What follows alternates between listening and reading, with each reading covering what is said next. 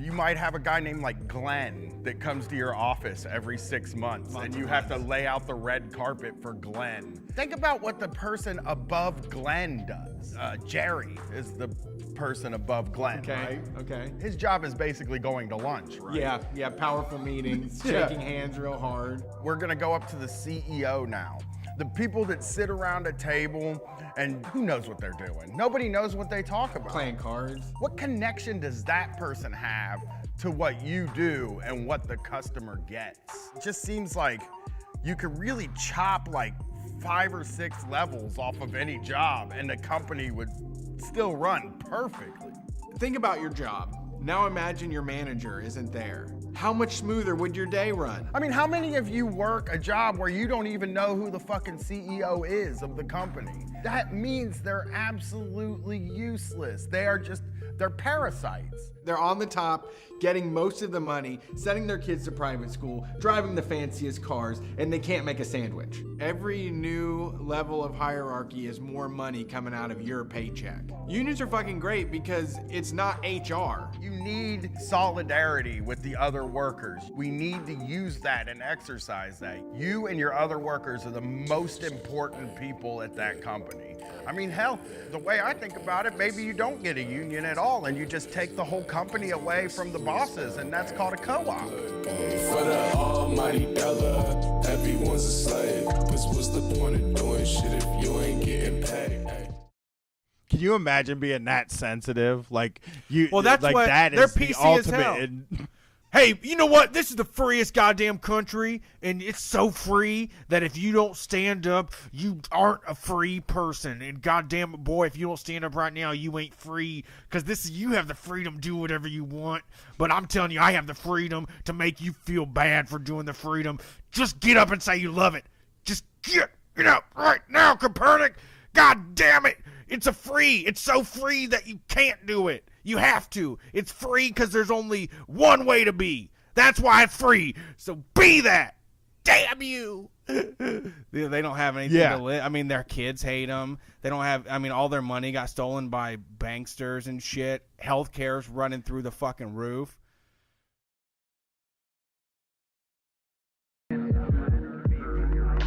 I tell you what, even the jobs that paid me nothing, like when I was first learning them, it was like, all right, I can do this.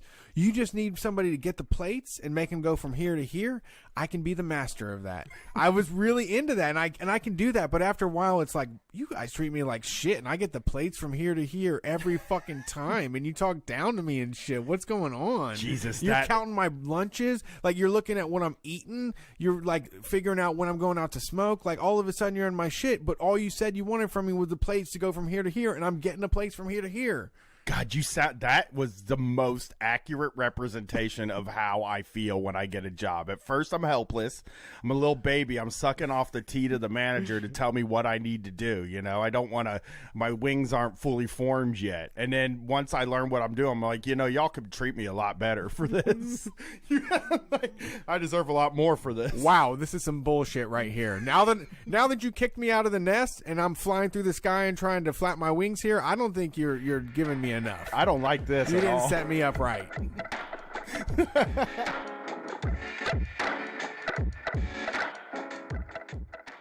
Polite about it. It's just not the polite way to have sex. That's just really one way to have sex that's polite, and it's to say, ma'am, or sir, or non-binary person, would you like to enjoy some making love with me? And then if they answer yes, then you mount that person and you move back and forth politely, and then you kind of finish it up and you say, that was great, and then you never mention it again. That's the right way to have sex, okay? And folks, and that's why we don't do any sort of sex advice or sex stuff on this show, because there's none to be given. I am wise! I want you to write the polite sex book, like the proper polite method. I just said it. You probably hear people constantly talking about this horrible thing called capitalism. I have. Yeah, you've heard that? Yes. You're like, what? How does capitalism affect me? I will tell you, it runs your entire fucking life. You've probably heard of socialism or communism. Communism. And they try to control your entire life. Your whole day is taken away from you. What control do you have over your day now? Most people have to be chained to a desk for 40 hours a week, and they're not allowed to leave. When you wake up in the morning and you feel like shit and you have to wipe the sleep from your eyes and like look around and be like, why does this have to happen this early in the morning?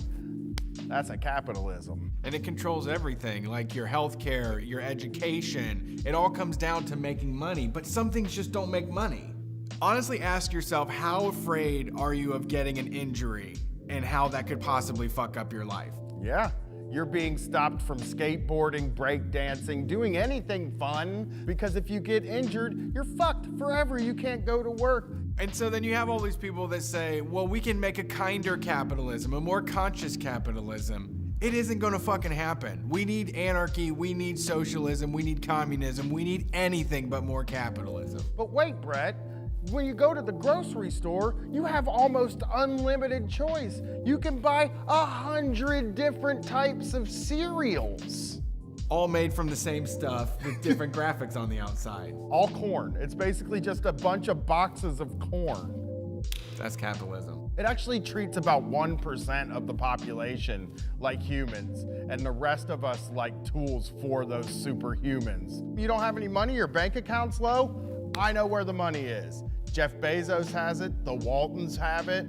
And they took it from us, right? They took it from us. We're just getting our money back. Yeah, your work made that money. You deserve that money. That's your money. The 1% has never decided to do the right thing. That's why we have to take power and just spread it out among the 100% of people that exist.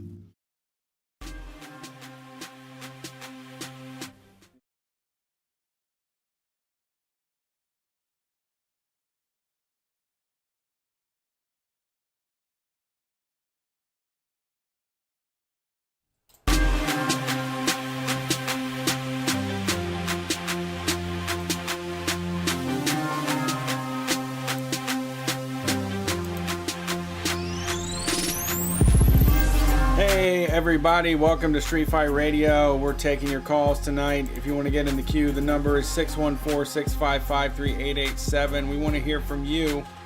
You can talk to the #1 anarcho comedy radio show on any station across the nation, and we're also playing right now live in Columbus, Ohio on WCRS FM. That's 98.3 or 92.7. If you're in Columbus, try out both of those. It should come up. There's a bunch of other amazing locally produced content that's available, and we've got some heavy hitters too. I think Final Straw is on there from time to time, and Democracy Now! So if you're looking for a good radio station for your car in Columbus, Ohio, add 98.3 or 92.7 WCRS Community Radio to your dial.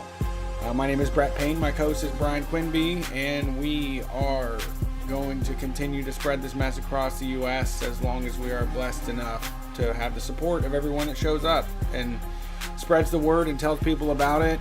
The Anvil Mania t-shirts are out in the mail. A lot of you have gotten them by now, but they are all gone. So if you pre-ordered one of those Nate Bear shirts, let us see them. Send us pictures on Facebook or Twitter, Instagram, wherever it may be. We want to see how those shirts look. They came out really good.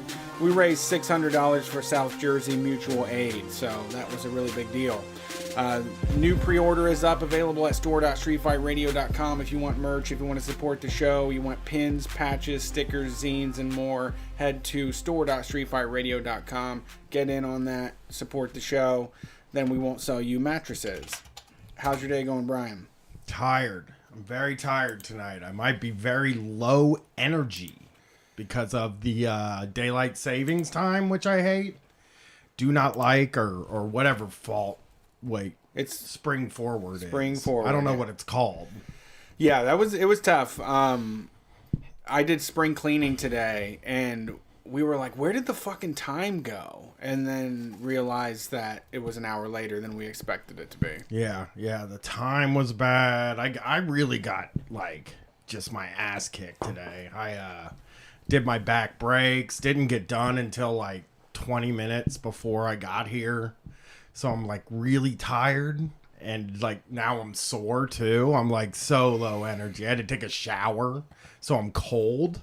Yeah. You know? Well, we'll get you rough night. Yeah, we'll get you a trophy for completing the show. It's gonna be hard, man. There was some hairy times where it didn't look like I might not even be able to make it because I couldn't get my tire back on. Oh, well, we're glad to have you here. I'm glad to be here. It's nice to be doing podcasting instead of breaks right now. I'm just like I'm so out of it. I'm so fucking out of it. It's been such a long day. I hate the time change. I hate losing an hour. It's so impossible to decide when you're a stays up late guy, you know? It's so hard to fix yourself to that time change thing at night. Like when you get the hour back and you're a stays up late guy, that's a godsend. You get an extra hour. You wake up at 11 instead of noon. But when you're a stays up late, sleeps late guy, all of a sudden it's 3 o'clock in the morning out of nowhere, you know? Like last night it was 1 o'clock in the morning and then it was 3 o'clock in the morning. And I was like, fuck, now I'm going to be up till 5 watching The Shield. Yeah. Yeah. You got to do your duty though. Got to do my duty. Someone's got to watch those shows. Somebody's got to watch The Shield, People man. made them. Yeah. You got to appreciate them. Yeah. I don't know how many shields I'll get through tonight. I usually get through 3 when I get home, but I don't know. I might not make it tonight. Might only get 1 or 2 in. Oh, that's sad. Think about all those people that rely on your streaming dollars. Yes. Think about Vic Mackey. You know, I'm not going to know what happens with him as time goes on. He's having a rough time. Him and his captain, Aceveda. He's having a tough time, you know? Yeah. I don't know. He's had a bad couple days. So I don't know what's going to happen with him. I don't know what's going to happen with Detective Wims or Dutch Boy or... all the greats. Yeah, all the greats.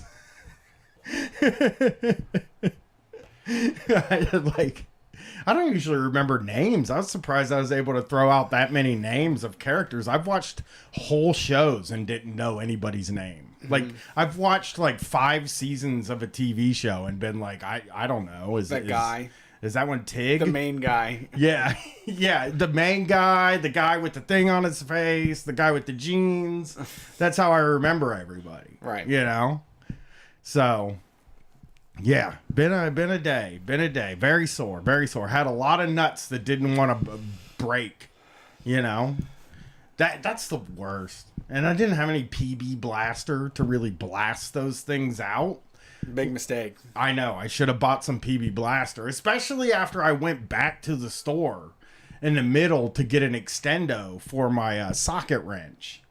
I was like, oh, I should buy some PB blaster, and didn't even. It's nice. It's nice to have around. It's like Benadryl. Like you don't have to go to the store when you need it. You just need to have it there.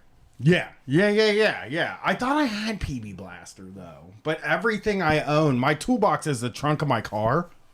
Okay. I keep all my tools and everything in the trunk of my car. Okay, so you're ready to work. You're ready to work. Yeah, I just don't want to take them in the house. Because I don't know where I'd put them in the house. I don't have a toolbox. You know? Yeah. I should buy one. I got enough tools now to have a toolbox. You know? It's impressive. You know what I almost bought today? A jack. Like the big jack with the big handle to like really, where you can just really jack up your car in like a second. Yeah. I almost bought one of those, but I chickened out. I didn't want to spend that much money, you know? But boy, wouldn't it be nice to have one of them big jacks? A floor jack? Yeah, that is a dream. Well, Father's Day is coming up. Maybe Harbor Freight will have a good deal on it. It is a dream, though, man. I agree. I mean, the little scissor-ass thing that you have to assemble with all the little fucking parts, and it's like barely held together, and you're trying to live a 3,000 pound vehicle off the ground with like a little tiny erector set. Yeah, that's what I was doing, and like it's the screw thing, so it's like it takes fucking more revolutions than I've lived during around the sun. Yeah, you know, to get it up. It's just like, oh my fucking god, are we gonna be doing this all day? And then you get it up there, and you're like, oh, I got it up there. Everything's great. We're up. You know. Yep. And then the worst part is down. Getting it down. Yeah. Because you got to crank the fucking thing down, too. That's why you buy the floor jack. Because then you just it's done, man. That thing's down, you know? And then you lose the big handle, so you have to use a screwdriver to pump it up. You know what I mean? A wrench with a PVC pipe on the handle. Yes. Yeah, that happens. But you got one. I don't work on my car enough because I only know how to do one thing, you know? Yeah. Brakes. Everything else, I got to take it in. Yeah. You know? But brakes you got covered. But I'm trying to get the old Kia Soul up to snuff, you know? Really, like, just make it a joy to drive. Yeah. I got to drive to Asheville, North Carolina in, like, 3 months. So I really want that car to be in... tip-top shape. Driving to Asheville, North Carolina shape. I don't want to rent a car. No. I do not want to do that. I can't imagine a worse feeling. I love renting cars. $1,000. It's not going to cost less than $1,000. For a whole week? Fuck, who even knows? 3 days. They're not $1,000 for 3 days. They're expensive. It's expensive. It's a whole expense. And you got to put gas in it. I think if you rent a car, they should put gas in it for you. You should get the gas for free. I paid for this car. Yeah, they should just have a card in there you can use. Yeah. Because that's the part that's like, ugh, you know. And Katie's like, we're going to rent a car when we drive down there. I was like, that's what you fucking think. You know, I'm going to have this fucking Kia Soul running like a champion. We'll see. Yeah, I know. It's been through hell recently. So we'll see. It was a rough day though, man. I'm super sore. I'm like, yeah, I wish I wrote down the name. I'm bad at this, and this is on me. But somebody, listener, sent me an Xbox 360, and so I went and bought the Kinect and hooked up Fruit Ninja. So I've been playing Fruit Ninja all weekend long, and geez, I'm real sore too. Yeah. Just like I feel it all in my lats, in my back, everywhere. Just too much Fruit Ninja. I've been slicing up too much fruit. You should hear how I'm so bad at lefty loosey, righty tighty that like I almost stripped one of those fucking bolts on the car because I was just yanking on it the wrong way, just yanking on it.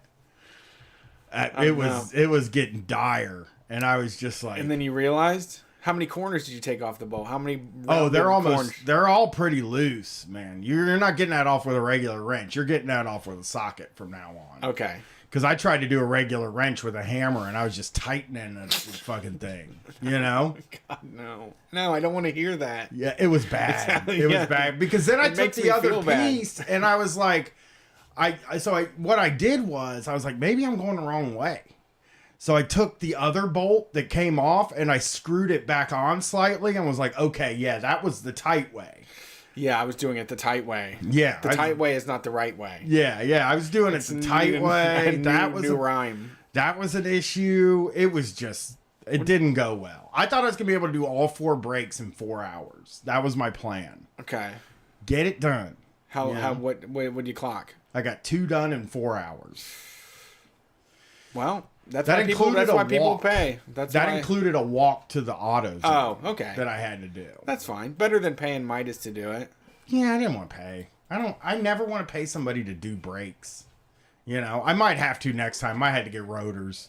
Rotors a little my rotors ain't doing too well, but you know. Yeah.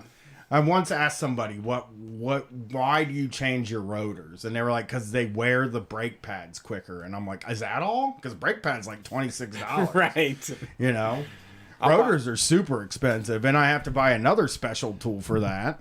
I have to fill this car up with air every week. So if I just have to do if I have to do brake pads every month, I'll just consider it like a subscription. To braking. Yeah, $26, man. You know.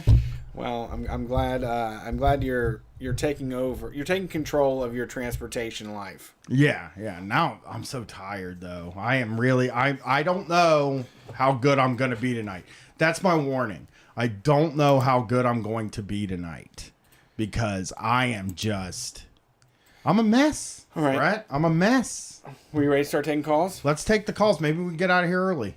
I've got a good one this week. We've got a lot of people that are going to call in tonight. This first one is Morgan Harper, who we've talked to before. Thanks for calling Street Fight. Who are we talking to tonight? Hey, this is Morgan. Hey, how's it going? Hey. Thanks for calling. Good. How are you all doing? Sound tired. I am so tired. I got to tell you, Morgan. I got that. But I'm alive. I'm doing okay. I think I'll wake up eventually during this show. Well, we're about to come alive. Get ready. Yeah. Well, and then, like, here's another thing I didn't get to. The weather changed while I was doing this. So, like, when you're doing something outside and the weather changes while you're doing it, you're like, this was a bad idea. I thought it was going to start raining. I was so scared.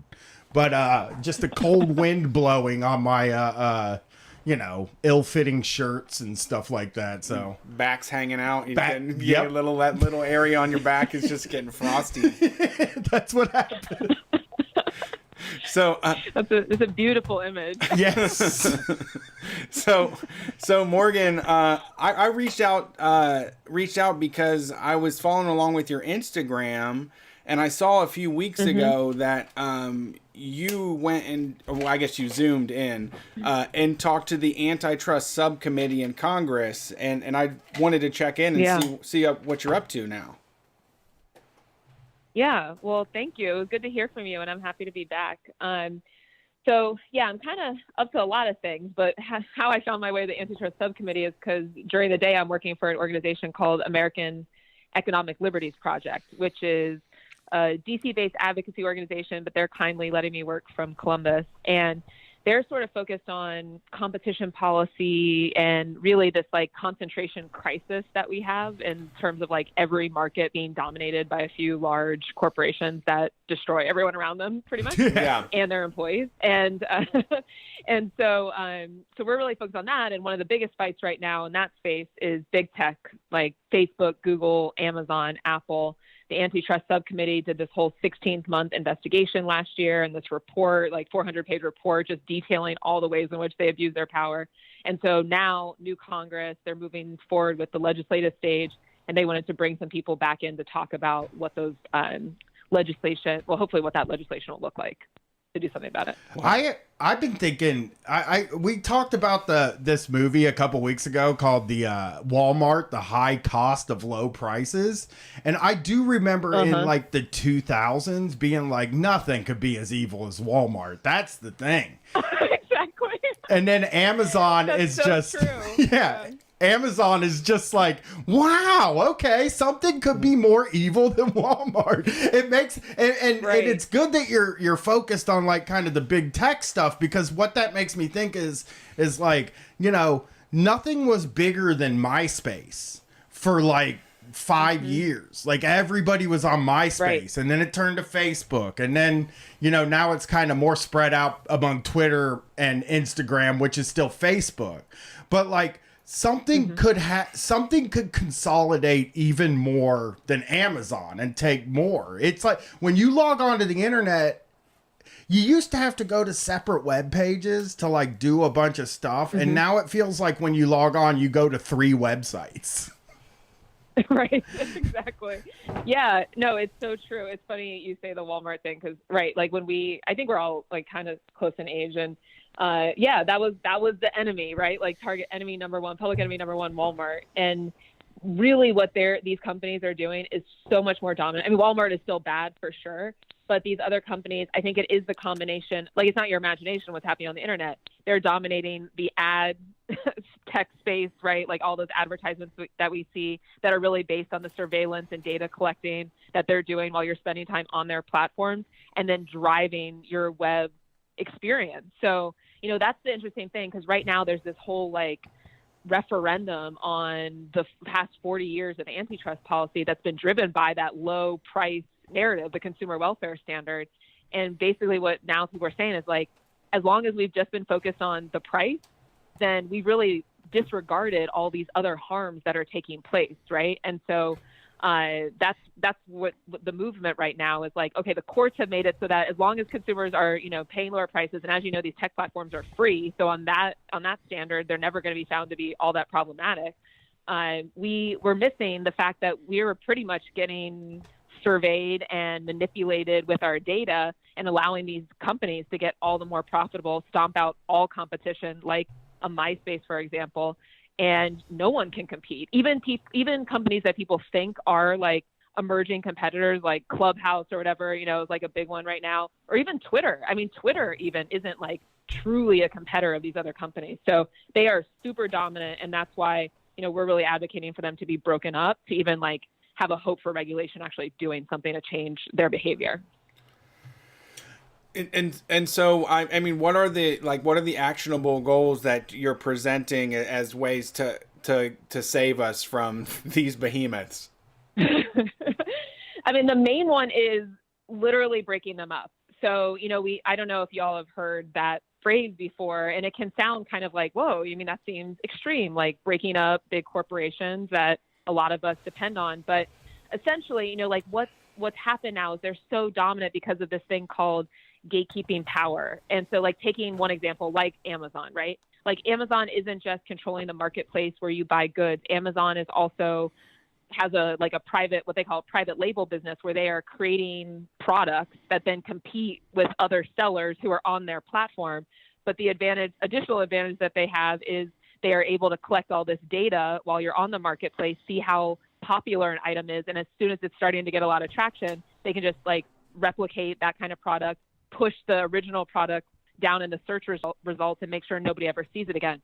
So that's like that gatekeeping power, where there's this intersection of all these different lines of business into one dominant company. And, you know, in previous points in history, it's scary once you start really kind of digging into this, and then you understand how it's impossible to compete. And in different times in history, when we've had these types of like big, you know, trust type companies that are controlling critical infrastructure, like Amazon now is like controlling commerce, even though they like to say like, oh, the retail environment globally is so competitive. It's like, no, like if you want to play, you know, in terms of like retail and selling things and as a small business or whatever, you've got to be on Amazon, right? And so, you know, that's dominant. Facebook and Google are dominating like critical communications networks. You can't just like opt out of being on internet search at this point. And when we've had examples like this, like the railroads, and they started to creep into controlling who else got to be on the railroad, and then also trying to like run their own products and preference their own products over others, we were like, no, this is un-American. That's too much. Like, it's not competitive. And we're going to force them to stop doing certain types of business so that we can restore competition to the market. So similarly here, that's the main thing that my organization is advocating for, is like, we've got to break these guys up. And then, there's other regulatory steps you can take, because they still will be big companies once you like split off the marketplace from the private label business, for example. But until you actually just like address that core conflict of interest and the infrastructure that they're controlling, right, they don't even have to pay attention to regulation. They can just do whatever they want. Yeah, it adds another element when they're in control of the marketplace and have all the information. It's not the same as like Walmart has cranberry juice from Ocean Spray, and then they also have Great Value cranberry juice, and you get to look at them side by side and pick which one you want. Maybe they put the Great Value more prominently, but at this point, it's like somebody is selling just HDMI cables, and they're like, well, these are popular enough to just clone. Like, we can just do an Amazon Basic and take over this segment of the market, which is not what most people think of when they think of a marketplace or competition or any of that, you know, ideology. Yeah, and you know, I'm glad you mentioned the supermarket example and the generics, because that's a common narrative that people try to push back on. Like, well, no, this is just like, you know, with Costco and the Kirkland brand, and it's all the same. It's like, no, it's actually like if Costco with its Kirkland brand was like, one, monitoring the way our eyes moved as we moved through their store and collecting like what catches our eye and what doesn't. And then once there was a product that wasn't Kirkland, they didn't just like put it somewhere else on the shelf. They put it like 4 shelves behind, and then you have to crawl to find it. Like, that starts to more closely approximate what's actually going on the internet. And it's really nothing like the retail, you know, store box experience. Right. And when you are, I mean, I would love to say like that I don't fall for this stuff, but when I buy stuff on Amazon, I'm never going to page 2. on like Right. on the thing. It's just like, I need an HDMI cable, and I'm just gonna buy the first HDMI cable that I see on here. Well, exactly. Yeah. Well, and and that's actually like one of the key things we try to point out is like, and that's okay, right? Because like, you're also not individually going to be changing Amazon's business practices in like a one-off way. Just like, like boycotts, like there's a lot of movement of sometimes like boycotting these platforms, or like the Facebook boycott, not to say those are bad, but like they are not actually going to solve the problem. The thing that solves the problem is the government. And that's what we've done before. And that's what we need to do again. And they are just like inherently dominant right now. And so we just need to exercise the same tools we've always used to break them up, to structurally separate them so that they can't continue to profit off of our data in this way. Yeah, giving them unilateral power to decide who gets to be on the sites too. I think, like, I'm not like trying to pull a big freedom of speech guy thing, but like it isn't, I don't think it's healthy or good that like we give Facebook power to decide who gets to be on Facebook, when Facebook is a way that, we're supposed to be living our life and making a living off of it in some cases, and they can just decide you're not there anymore. And, maybe nobody wants like racists on their platform and stuff like that, but they also kick off a lot of like left people. They don't just kick off. They don't just kick off racists, or like right-wing QAnon people. They kick off all sorts of different people. And it's like we've said about like with podcasting, Patreon can just say you don't have a Patreon anymore, and then you don't make a living doing your podcast anymore. Like they just can take it away very easily. And that's the type of thing where it's like, maybe government regulation would absolutely help with something like that, where Twitter, Facebook, and Instagram just can't decide that you don't exist anymore. Yeah. Well, and it's interesting because like you were kind of referencing at the beginning, the politics on this are sort of interesting because you have a lot of like right wingers that are, not like honest brokers by any means, who are, crying wolf here, that like the similar view that you're saying. It's like, yeah, like they're just targeting conservatives to get off their platforms. And you're exactly right. Like they're not just targeting conservatives. There are a lot of people like, I don't know, the country of Australia that they are also willing to threaten and like kick off their platforms more or less. And so it's kind of the principle of it is bad. And it's not just that they're kicking people off because, it's like you're running a platform, you have terms of service and we would want, some accountability there or whatever. But it's the fact that when Facebook is kicking you off, if you're getting kicked off Instagram, which as you said is like the same company, Facebook and Instagram, but if Facebook's kicking you off, they are blocking you from like a critical communications network right now and the ability to access over 1 billion people. That is not okay. That's not okay to just have a few guys in Silicon Valley that are making calls about who gets to access a global communications network and who doesn't. And so by breaking up the platforms and making them less influential, then we don't even get in the position of having the calls that they may make be as important, right? Because it would be a more distributed marketplace, like decentralizing, that power. And then the other thing I would say that's like, a little bit beyond the whole like structural separation breakup thing though, is the other reason why we see, a lot of the bad content is because they're not held to the same standard, right? Like this is getting the Section 230, that they're not held to the same standard of other publishers in terms of the content that is moving on their platform and being held liable for it. And that's also a problem. So that's not an antitrust issue. It's kind of, an adjacent issue, but also important. And it gets into this whole idea that they've been able to essentially self-regulate over the past 20 years or whatever, and it's not working out all that well for us. Yeah, absolutely. Well, thanks for calling in. We appreciate it for the update. Yeah. How can people support what you're doing and follow along? Yeah, so folks can always continue to follow me on MH for OH, but then specifically on economic liberty stuff, we're at economicliberties.us. And then also on Twitter I'm actually not remembering our Twitter handle off the top of my head. So just follow MH4OH. I retweet us a lot, and you'll see us there. Yeah, MH4H. Oh, MH4OH. Well, thanks for calling. I appreciate it. Appreciate the update and the conversation. Yeah, I'm glad you're doing well, and appreciate you taking some time out for us. No, good to talk to you guys. I'll talk to you later. Bye. Yep, peace.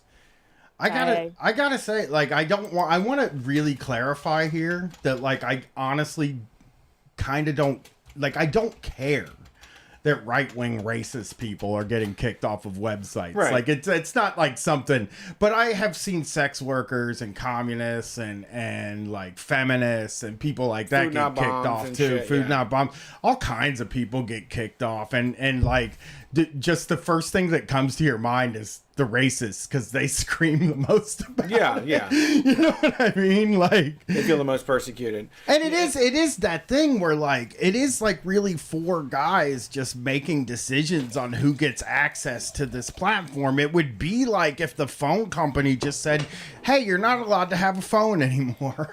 Right. We've terminated your service for good. Yeah, because we don't like what you talked about on the phone when Yeah. you were talking. You went on a group chat. You went on a group chat in Pissed Off Right Wingers 3, and you said something too extreme. Yes. A group Yeah. call. Yeah. So Also, those companies too.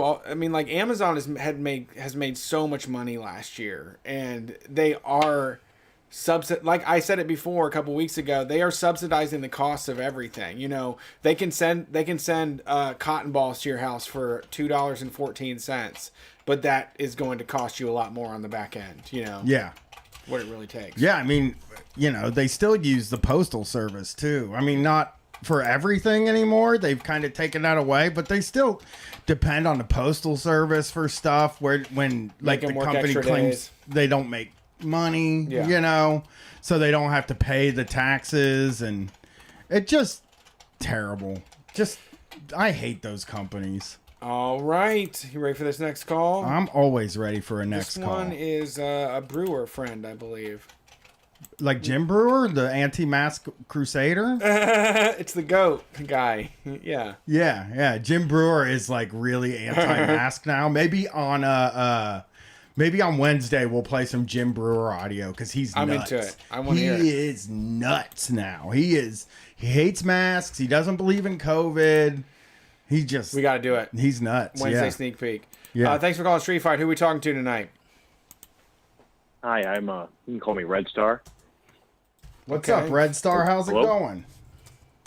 Hey, how you doing, Brian? How you doing, man? I'm doing great. I'm not happy.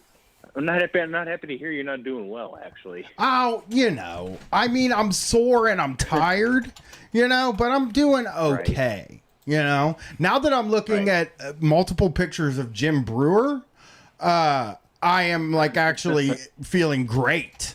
You know, have you seen him in the past like few years, Jim Brewer?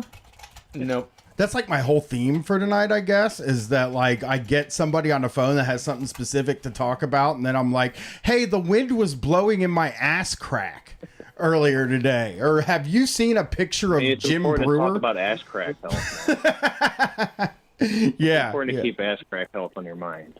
Yeah. So Actually, excited. I was calling to discuss you. I think it was on Wednesday's show. You were discussing brewing as like a profession, or like Platform tap room here in Columbus, Ohio. Walked out, left a Right, message, exactly. created a social media Yeah. shitstorm. I think that was two Wednesdays ago. But yes, It was. I was a little late getting back in contact with you about it. But yeah, I used to be a head brewer. I'm not going to say where I am, even though this company's gone. oh, you're a brewer. I worry that people might be listening.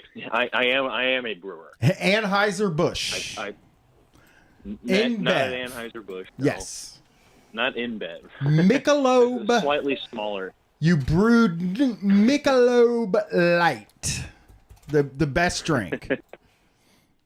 The best drink. Michelob Actually, you feel MGD like 64. If you're a golfer, then you gotta drink MGD 64. You Keeps know, the spare tire off. back when I was growing up, Michelob Ultra was what it was called. Mick Ultra. Back when I was growing up, you would get all your boys together, and then somebody would be like, you know, you'd be drinking Lil Kings, you'd be drinking your Budweiser, your Bud Lights, you know, like that kind of stuff. Maybe some malt liquor, Yeah. and then some guy would come over with like a MGD, and he might as well be wearing a tuxedo to you. Like, holy shit, man, what are you doing? You're mixing them all. MGD's not Mick Ultra. I know, but you know what I MGD mean. is Any class. Michelob, people. Somebody walks in with a Michelob, and you're like, "Fuck! Look at the guy. He's got a monocle in his eye." Yeah. You know, he must have just left the opera to come to this party. Sorry. So you worked for a smaller microbrewery. I worked for a much smaller brewery. It's like it was a complete opposite of like a big macro brewery like that. I actually started out home brewing, and it kind of like became my profession. I worked in retail before I was brewing. I home brewed as a hobby, and I ended up getting picked up as like a head brewer at like an actual brewery.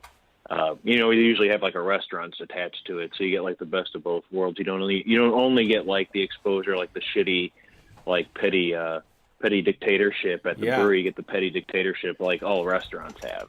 Yeah, you get to see two kinds of abuse. You get a mom's abuse and dad's abuse. I mean, what we're hearing now. Exactly. I mean, what I've heard now is like the brewery business is brutal, like boss wise, like.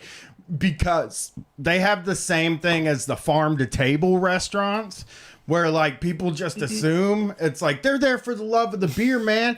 They don't care about money. They're just fucking like they love this shit, you know, and they treat their employees great, and everybody there is like really excited to be there and stuff like that. Like also I do want to say this too. How much of a pain in the ass was it when brewing became your job? You know, when you were like, this is a nice little hobby I have. And now you're like, now I do this for a living. It becomes kind of a pain in the ass, huh? It was fun being able to do your hobby like on a more industrial scale, to be honest. Because like it really is like if you've ever like brewed at home, it really is just like brewing at home with much bigger equipment, and it's basically equipment that can kill you. So it's like, but it is like home brewing equipment that can kill you. So I mean, that part is cool, but it's like any other job. It's just like, you know, I've worked in retail and I've worked in, you know, hospitality, like brewing and stuff like that. It's always the customer that fucks it up, as well as your boss too, of course. But it's always like the customer, you know, like it's just dealing with the customer. Just kind of not my forte. I was much more like I like the science of the brewing. That was more my thing, you know. So yeah, I mean, I worked at a brewery with a restaurant attached to it. And at first, so what the owners of this brewery / brew pub, whatever you want to call it, did, they actually contracted a pizza making company in this city. It was basically just these two guys, and they basically like contracted out this kitchen. And you know, 6 months in to this business being open, before they even got the brewery off the ground, they kind of screwed over like this pizza making business that was attached to it. Oh no! You know, it was stuff like that. So it's like the bourgeoisie screwing over each other. You know. So it was It was really. I'm going. Sorry. So two bullshit artists, pizza people, signed up, said they would get a contract, and then the brewers were like, "We don't want you to make pizza here." Well, the pizza guys weren't bullshit artists. Like it was like two business owners kind of like fighting each other. You know what I mean? So it was kind of interesting to watch. It turns out the pizza guys were actually like I guess they've been proletarianized pretty much since all this has happened. Like they've become like Bernie Sanders voters since their business failed. It's like a funny turn of events. But the other guys that own this brewery were like, you know, through and through, like, you know, it's the model of, you know, just like the petty dictatorship of the workplace. Did they let them make the pizza? You know, did they make pizza for 6 months and they cut them loose? Pretty much. The pizza was good too. That was also frustrating. You know, like these guys make legit pizza, and they kind of just screw themselves out of having. Then they pretty much like they contracted out the kitchen work. They didn't have to worry about it. They had like a good setup, and then they kind of screw themselves out of it. You know. Yeah, you don't want to be a restaurant owner. No, restaurant owner is a bad idea. Yeah. Like you have to have just. Well, they think you'd be able to lose tens of thousands of dollars if you want to open a fucking restaurant. Yeah. yeah, people like the prestige. People like the prestige of saying I'm being, I own a restaurant. But a lot of times, neither of these guys were restaurant owners before this. There was a brewery out in Zanesville called Weasel Boy.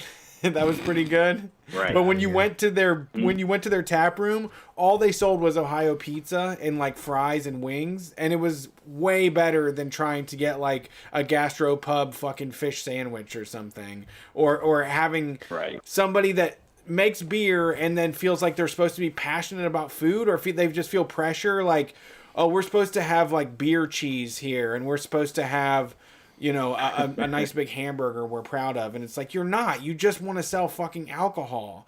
And pizza is good enough for people that are drinking alcohol. Yeah, exactly. It is just, pizza is good enough. I think it's like the most natural combination in the world. Like, I don't know how it's like you have a good setup like they had and they just fuck it up. It's so simple, like you said, pizza, beer. How do you fuck that up? But they did. They got picky about how they wanted to make their money. They didn't want to just have two fucking guys make good pizza and sell it and they scrape money off the top. They wanted to be controlled. They wanted to say that they hired somebody that wrote a menu that had a niçoise salad on it or something. Right, exactly. And it's like I seeing that happen was like seeing the writing on the wall for like the rest of the brewing operation.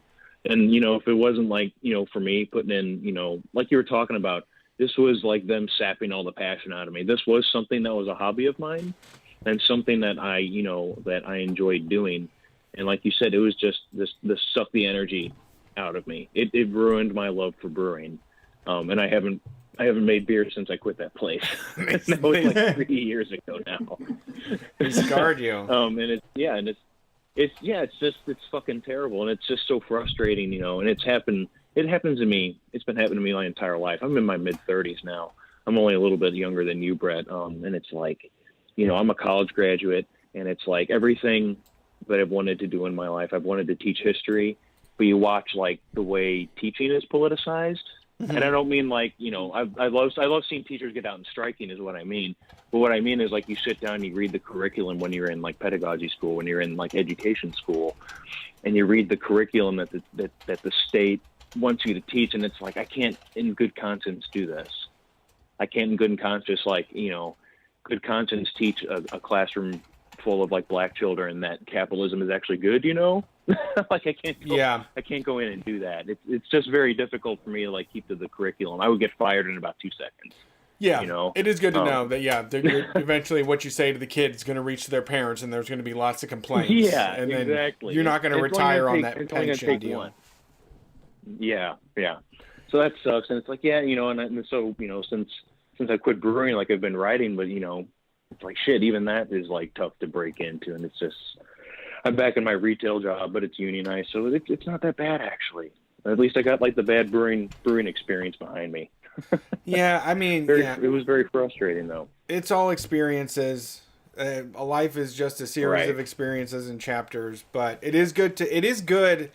Because I think there's that moment like when you grow weed in your closet or for the first time, or you like make beer in a fucking construction bucket and you're just like, fuck, like I want to share this with the world. What if this could be my job? And then you're like, no, I don't want that to be my job. Like you get handed everything you wanted. Then you're like, no, I don't want to deal with the money making side of this. I just actually like making beer instead. Well, that was the thing is like me and my old roommate were thinking like opening our own place. Like this was before COVID, obviously. Like now it's like out of the fucking question, But it's we were thinking of opening our own place, and it was like when I was first making beer. It was like looking in the bucket. Like I said, I wanted to be a history teacher at one time, and I took a bunch of history, and you get really in touch with like your really caveman side, like when humans were just throwing like bread and water into a pot and letting it sit for a couple of weeks to ferment. Yeah, like that. You're really getting in touch with And then I don't like being like a beer nerd, but I love beer. You know what I mean? Yeah, of course. Yeah, everybody is a nerd about something, so it's okay. People are always like apologizing. It is okay. People are always apologizing for what they're a nerd about. It's like, yeah. I mean, beer nerd's cool. It's probably the only good part about you. It's cool. Yeah. Like I the think stuff- beer nerd's cool. The things that you like are like the best parts about you, because I don't know, that what makes you who you are. Yeah. Yeah. Right on. Yeah. Well, good luck. I mean, you should start brewing again. Yeah. I think. That's my I think advice I to might. you. I quit drinking. I quit drinking for a couple years. I kind of been easing. I wasn't an alcoholic, but I'm kind of like easing back into it. You know what I mean? So maybe I'll start doing that again once I can get out of the house. Yeah. Sweet. Yeah. Right. But soon. It's coming right. soon. Uncle Joe said Yeah, May right. 1st. All right. I want to see Cinemar soon, boys. I want to see that bar made. Same here. Somebody make that thing. Yeah. Have a good I night. need Cinnamon to make it. marshmallow. Yeah, take it easy, man. Thanks, y'all. Good night. Yeah, man. You know, when they can take capitalism can just take your favorite thing away from you, like no problem. It's actually society can take away your favorite thing. I don't think it's society. I mean, I think that you can create and do what you want, and I feel like you can not. The people's opinions is something that won't bother you, but when you have to make money doing it, I think that fucks it up. Yeah. I think it fucks your passion up incredibly when you're riding on, like when your rent is riding on the line. Like I don't think you can do what you actually want to do if you're trying to make car payments. If you're trying to get groceries, you know. True. I will give you that. Yeah. Capitalism fucks it up then. Yeah, that's my opinion. All right. Let's see this next call. This one is from Krills. How's it going, Krills? Hey, nice to. Hey, before I start, how do I sound? Do I sound okay? Yeah, we can hear you. Good. I'm going 74 miles. Now we I lost don't you. want to, What's that? You lost me? For a second. You're back now. We can hear you gotcha. now. All right. I was hanging out at my house, but this week I'm on call for work, so I actually had to go do something, and I'm in my car. But anyhow, how are you doing? Well, I know how you're doing. I'm Good to great. talk to you. I'm feeling okay, I think. Yeah. Well, talking about, doing what you love and then turning it into a job and having that bite you in the ass. I can feel that. I mean, I got real lucky and I do what I love. It's got music involved in it. And my songwriting definitely took a hit. I didn't write a lot of songs for myself I was writing lots of songs, and then I started doing, training for my job and doing my job, and all of a sudden I'm not writing songs for myself anymore. So Yeah. I know it. Well, you know, Mrs. Smith, the cat lady, actually said something brilliant on her Instagram, was that like COVID is not like an artist residency. Like none of us were paid like a salary to go and write and create like the perfect thing that we've always wanted to do. There's no reason to beat yourself up. It's a weird, awful time, and we're kind of all left alone. So it's not the same as like, oh, now you have all the time in the world to do what you said you want to do. Put up or shut up, motherfucker. I mean, most people are going to work. Yeah. You know? But for creatives, I'm talking I'm talking about musicians and creatives, because I felt the same way. It's like I wish I would have done more in the last year. Right. But we've got families to take care of, and then there's just like all the fucking anxiety. It's like just feeling like, am I gonna get sick? Is somebody I love gonna get sick? So this year has not been like a creative outlet, I think, for a lot of people. It's just been terror and agony and a little bit of silver lining here and there. Right. Yeah. It's also tough because you're not having the same amount of experiences as you would be having. Like with our show and stuff, it's like harder to find stuff to talk about because we're not going places and talking to people. But this is like the most exactly. we talk to people is on this show. I can imagine what people that don't do a call-in show can do. Oh my God! I mean, really, like I moved just a couple years ago from Philly to Michigan, and left my music community and friends behind, and the online street fight community has just been like a lifeline. That has been like, I don't know, I'm like too online, but I kind of don't feel bad about it. So I don't know what to say about that. I mean, I think it's just that I definitely live there. It's where we're at. I mean, it feels weird I grew up one side, like the first half of my life was very analog, and then the second half of my life was incredibly digital. And I think there's some sort of hesitation there. It's like, this isn't real or doesn't count, but it's just the nature of the world. And I think that resisting it is missing out on all of the great interactions that we can have. If you're not FaceTiming strangers that you talk to on Facebook all the time, like, what are you doing? Why do you talk to them all the time? Why do you comment on every Instagram post that they do? That. Well, I'm just. I gotta step it up. I mean, that may be extreme for some people, but I do think that there's no reason to accept these people as your actual friends. I think that there's a mindset of like it doesn't count. But I think that we all like each other out there. I try to keep up with as many people as I can, but there's also folks that I've lived alongside for like the last 10 years. And so I can't help but be invested in what they do, Yeah. Well, I had a real silly reason for calling in. I wanted to know what you guys thought about pay it forward at the drive-through. You're like, when you pull up,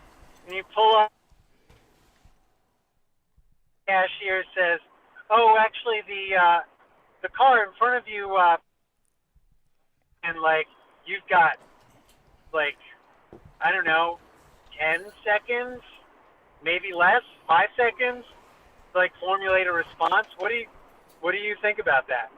So pay it forward. You cut out a little bit, so I'm going to explain it. When you pull up, this is a Starbucks. This is a twee Starbucks thing too. I mean, it's all places because working class people are doing it at McDonald's and stuff like that. I've seen the goddamn videos when I used to be on Facebook. People would be like, I pulled up to Hardee's and I gave him $50 and told him I want to pay for the next few cars to come in. You know what I mean? And like, I don't know how I would respond. It's like, this is very cool, but here's the thing about pay it forward. You shouldn't save any money when somebody pays it forward to you.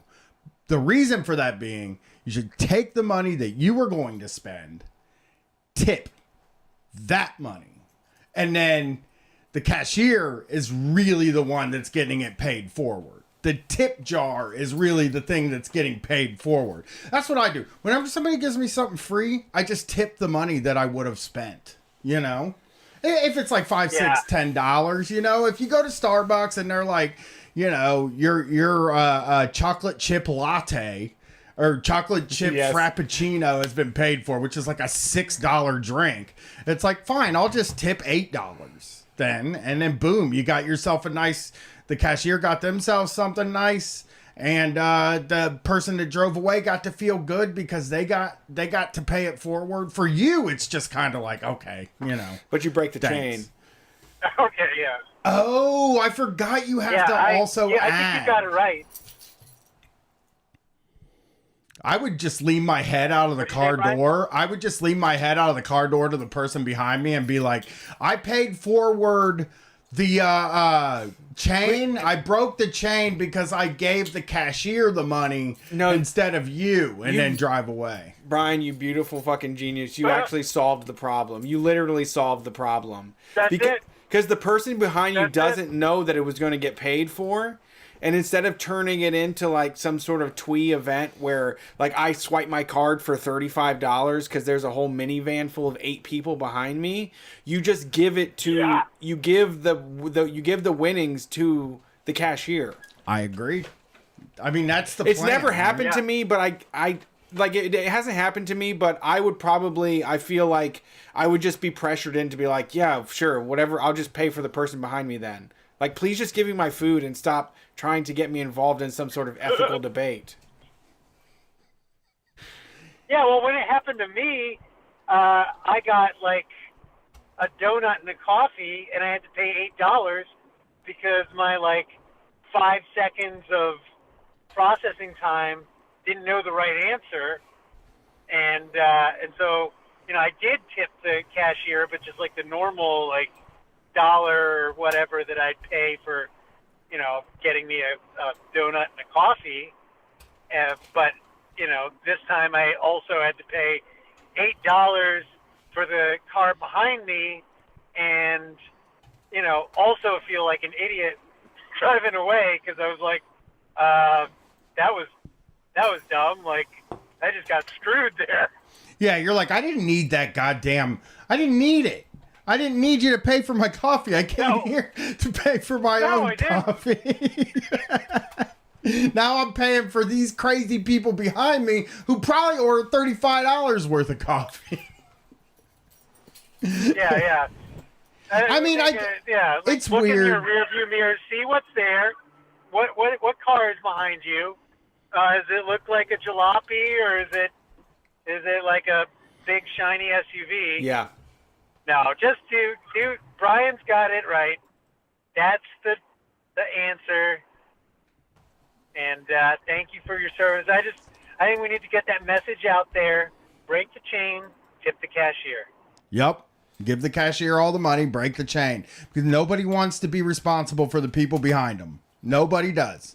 That is just a cute thing that maybe somebody thinks will show up on Mashable one day, or the Chive, where people are like, this is beautiful. Unbroken chain, 60 people. It's like, if the chain starts before me, it's going to be broken one. Yeah. I mean, hell, even in my days before I was, this version of Brian, I wouldn't have continued the chain. I'd have been like, thanks for the free coffee. I'm out of here. Yeah, I think a big problem in America is that we view charity as something to be shameful of. So I will proudly take charity. If someone paid for my drinks, I'll just give them a cheers. I'll just like raise my glass as I drive away. Yeah.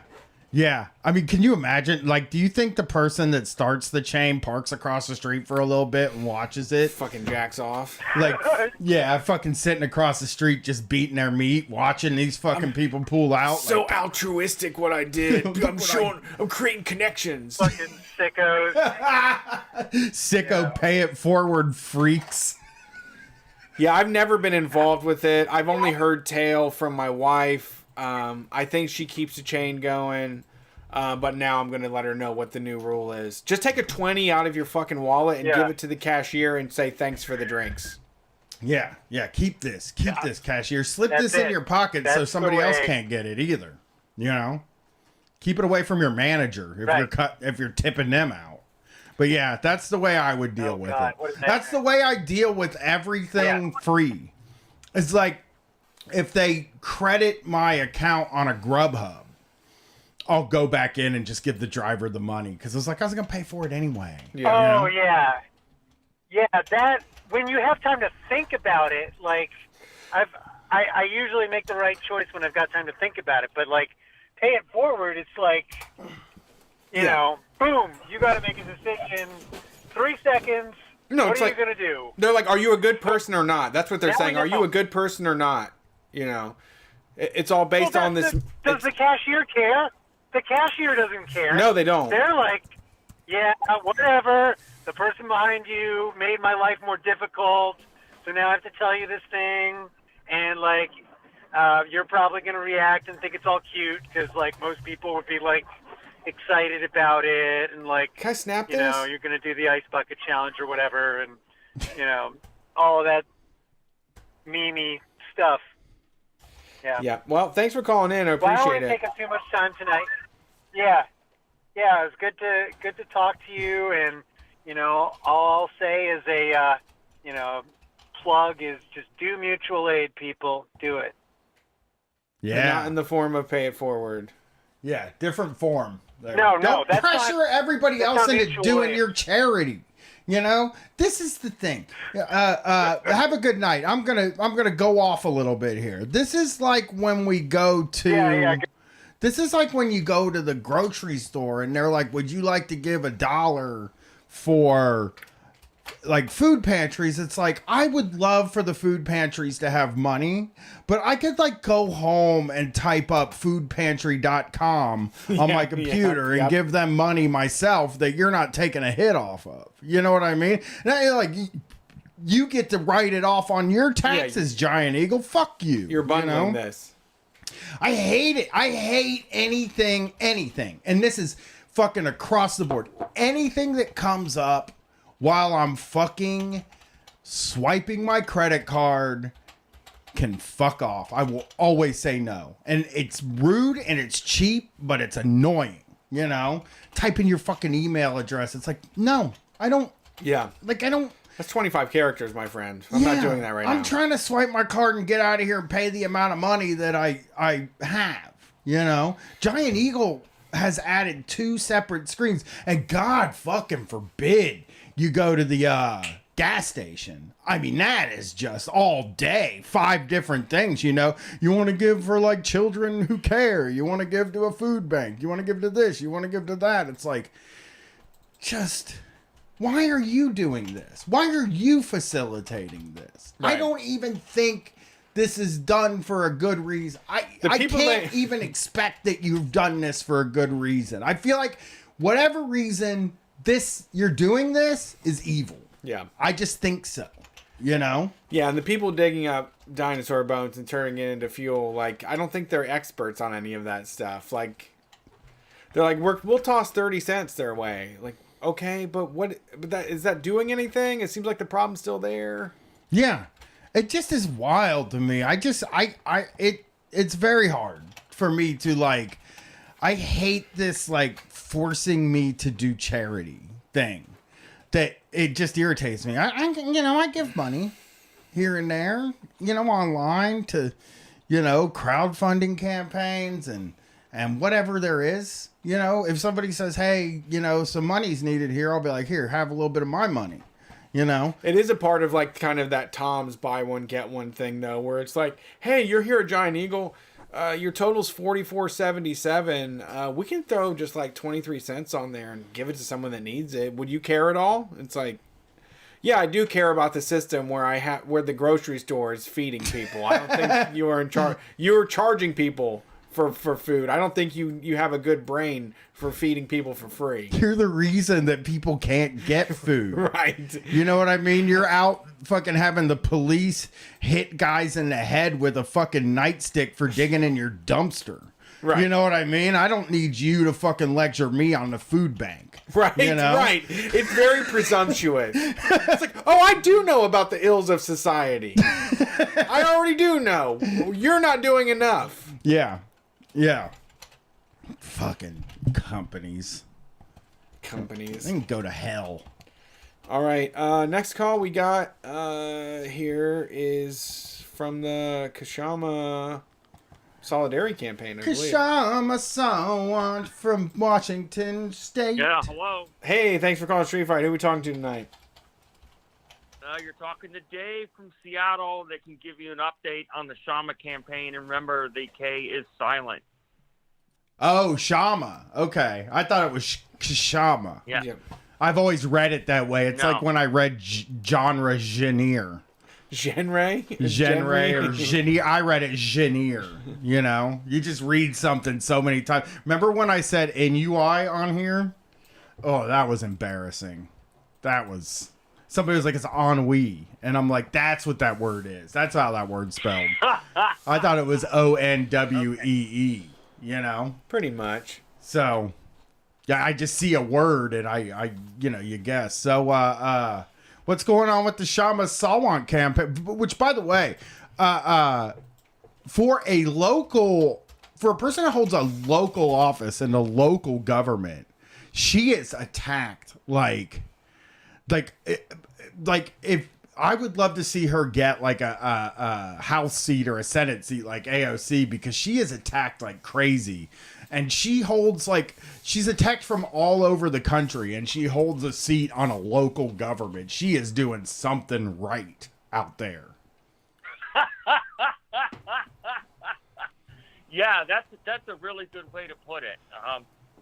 She is, just speaking personally, I don't always agree with her tactics all the time, but certainly I'm a member of the Transit Riders Union. We do endorse her. She has picked up an endorsement from my Democratic LD a couple of times. So she's just she's out there pushing the limits, and it's just great. And it provides some shelter for the rest of the city council to be farther to the left than they ordinarily would. Because, that's great. The conservative talk radio, which we definitely have here, is freaking out about what she's doing. And then they can kind of do things behind the scenes or negotiate things that, okay, deal with us or deal with the rabble. So that's brilliant. I mean, that's the same thing. That's the same thing that the right has been doing my entire adult life. Whether it's the Tea Party, whether it's QAnon, they let the most extreme people in, and then everyone else looks tame in comparison. It's like Brian and I always talk about, like, the worst employer at your job is somebody to be celebrated because they make you look better. Like, it's not a direct comparison, but it is a really good cover for other people to be more open about what they want to get accomplished, instead of doing the Obama thing where you set your goals and then you cut them in half and then you go talk to the Republicans and let them cut them in a quarter, Yeah. So we have this bullshit thing about off-year elections, and that's a whole nother story I could get into, but I won't. Anyway, she was reelected in 2019, so this will be her third term on city council, and she faces a recall campaign because Bezos and his fuckers that are allied with him threw down a bunch of money for the city council races, and out of 7 positions of the 9 positions that were up, they only won 1. Okay. Oh, wow.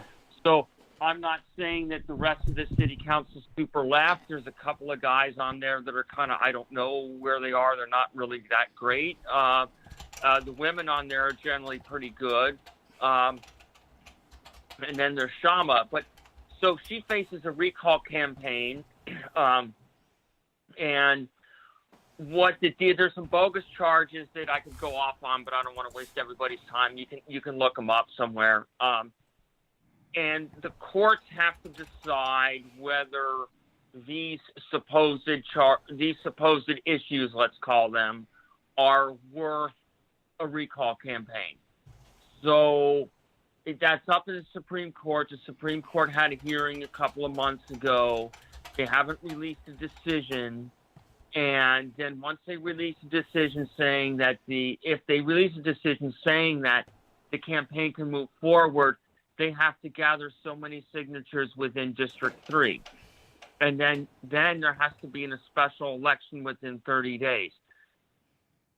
Now, I mean, I'm not an expert on the specifics. I suspect some of the specifics of how this is going to go down could be challenged in court, and on and on and on.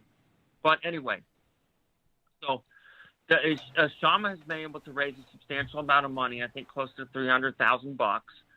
I've been out postering for her.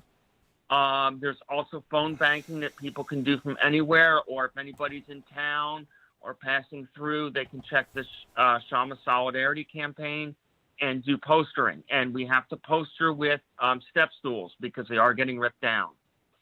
Wow. So that's kind of where we're at right now, is we're waiting for the court decision to come down, and they're postering and they're phone banking, and now just started doing tabling. No door knocking yet because of the virus. So the Red Army, I would guess that the Red Army is the envy of every other local politician, because nobody can turn out the amount of volunteer power that Shama can. That's great. Nobody. And how can people assist with the campaign where it's at right now? Shama Solidarity. They're on Facebook, I believe, Twitter, and Instagram, I'm sure, and they can connect from there. And there's articles in like the Stranger or the South Seattle Emerald. They can study up on what's going on. Also, the other big news is we have the 2 citywide positions are up for re-election this year, and Nikita Oliver has jumped into the District 9, the Position 9 race, and that's going to be crazy. They are the real deal, and member of the People's Party. That's going to be another right-wing freak out for sure. That hasn't started yet, but it will. It's going to be great. Nikita is awesome. They ran for mayor last time and came in third by just about 1,000 votes. They're really young, hip-hop artists with a law degree. So it's great. Really something really cool, really far left. And there's also a mayor's race, which has it's going to be crazy this year. So.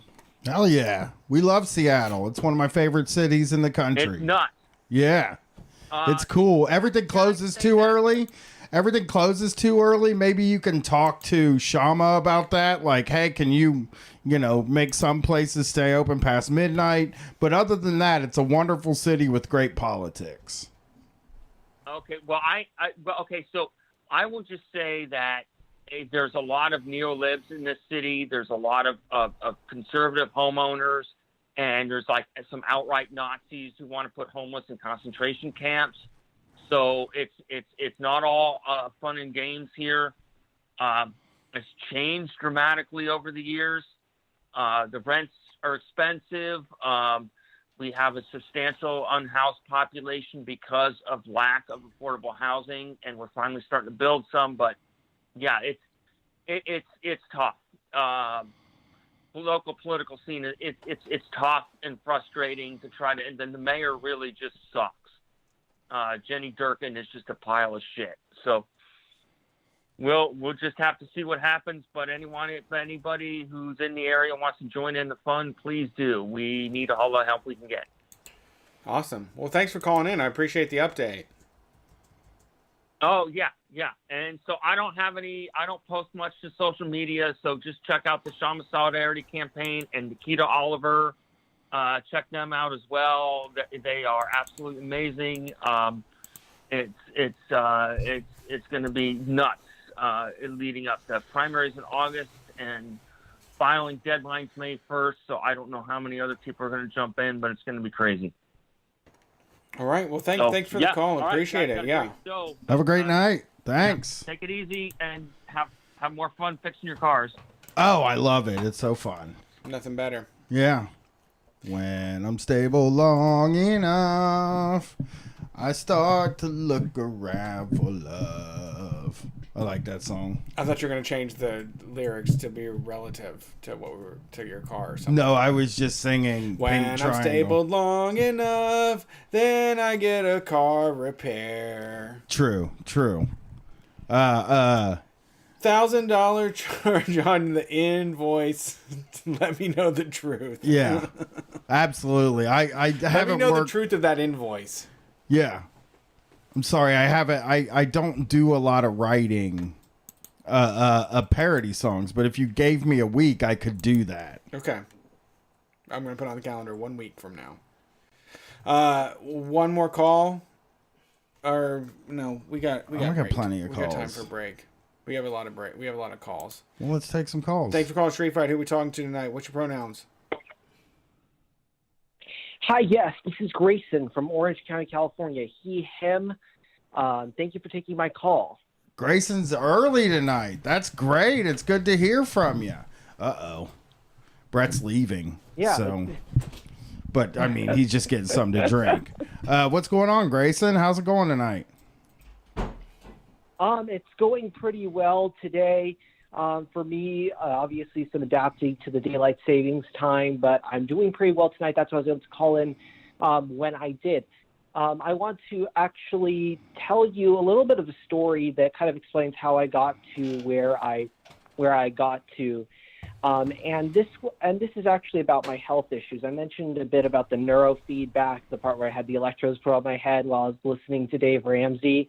That treatment was rather pricey, took a long time to get that done.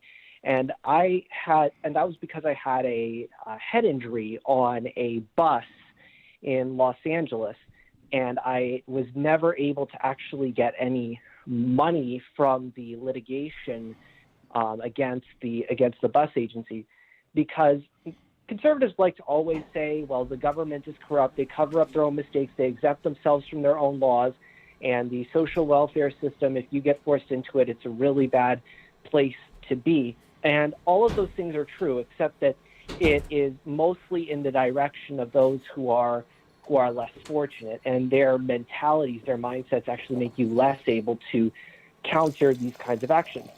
So in my case, I actually I had this head injury, and forever and ever and ever, I was being gaslit by doctors. Unfortunately, I was on an HMO, basically a state version of Medicaid, and the doctors were basically gaslighting me, telling me that it was just anxiety.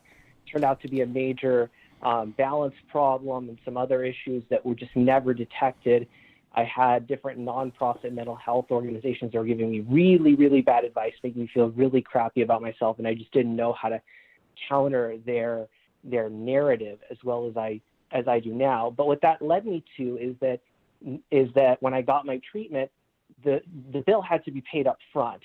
My Medi-Cal HMO promised to pay it, didn't pay it, and at the end, they decided that based on a formula that the state of California, after over a year of litigation now, is still refusing to state the basis for, that almost an hour of mental health provider time is worth only $14.68. What? And they are, they're not, and it was apparently set in 1997. I've filed legal paperwork. This one thing I want to make clear here is when you're suing the government, unless you're Donald Trump, nobody wants to help you. I've gone to lawyer after lawyer after lawyer, and nobody wants to work with you because all these law firms are basically a factory operation. If you don't fit into their assembly line on the plaintiff side, they won't let you in. The best way to find an attorney is to basically find out who you're suing and what type of case you're doing. And number one is a standard, go to the Bar Association. Don't trust commercials on TV. Number two is to actually go through the court records and find out who has sued those particular parties or sued over those things in the past and been successful. And of course, this is stuff that nobody really knows how to do. Even me with some pre-law training didn't know how to do. But the state of California right now is still arguing that this rate either A, doesn't apply when it does, that's the number that was used, or B, that somehow this is correct. And meanwhile, this is the whole part that makes no sense to me. There are people that, thank God I have a supportive family, I have people to help me.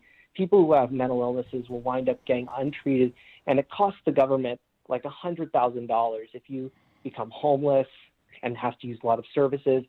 Meanwhile, they balk at like $10,000 at like the price that I would pay for this treatment that I needed, that their doctors agreed that I needed. And it is true that the government-run healthcare system isn't as good as other healthcare. That is true. And that's why I was kind of getting scared of the whole Medicare for all thing. So conservatives' fear of that, in a way, is sort of, I hate to say it, but it's sort of justified. And that's why I kind of have had this debate in my mind of if we were to have a system, we want it to be something that's in control of the people rather than the control of bureaucrats, because the bureaucrats don't know better than we do. I knew what I needed, and I knew how to get it.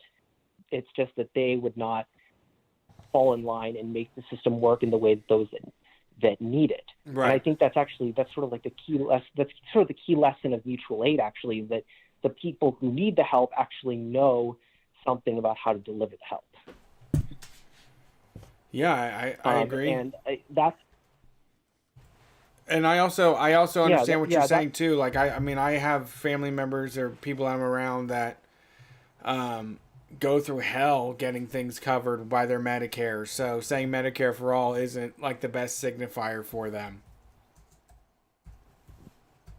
Yes, and the whole thing about bureaucracy is I still have the same disdain for government bureaucracies as I did when I was in the Tea Party. It's just now that's a little bit different.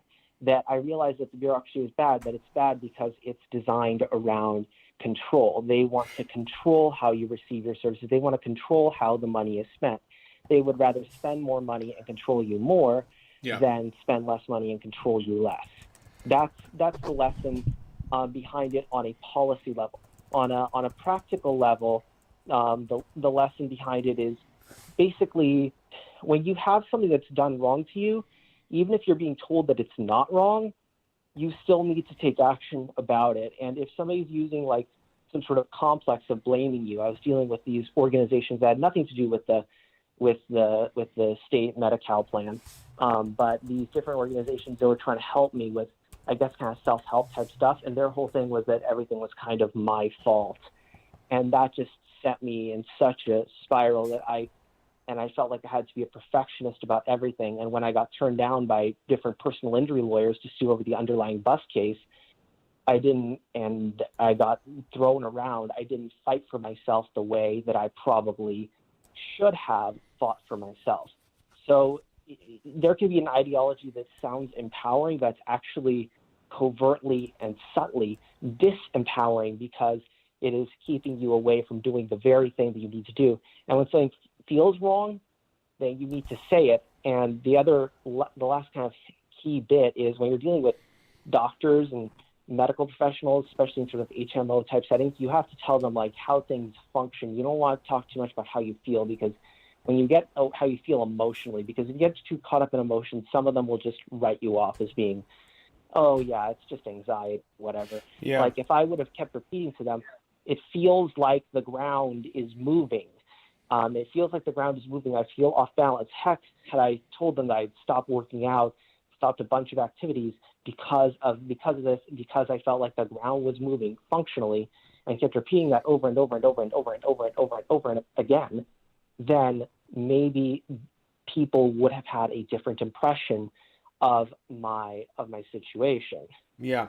Well, it's also, I mean, you struck on a good point because the new they're talking about the Joe Biden Rescue Act or whatever the hell's going on, and they're saying they're going to cover COBRA for people, and they're talking about spending $40,000 on people over the next $40,000 per person on average over the next 6 months, and that's really just to like you said, exert control.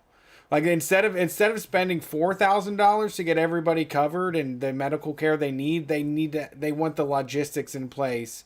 They want the checks written to say, hey, we covered your ass on these things instead of just doing the efficient healthcare thing, Although I'll take the contrary position on that actually, because the COBRA plan, for all we know, might be better than what they would be getting otherwise if they're.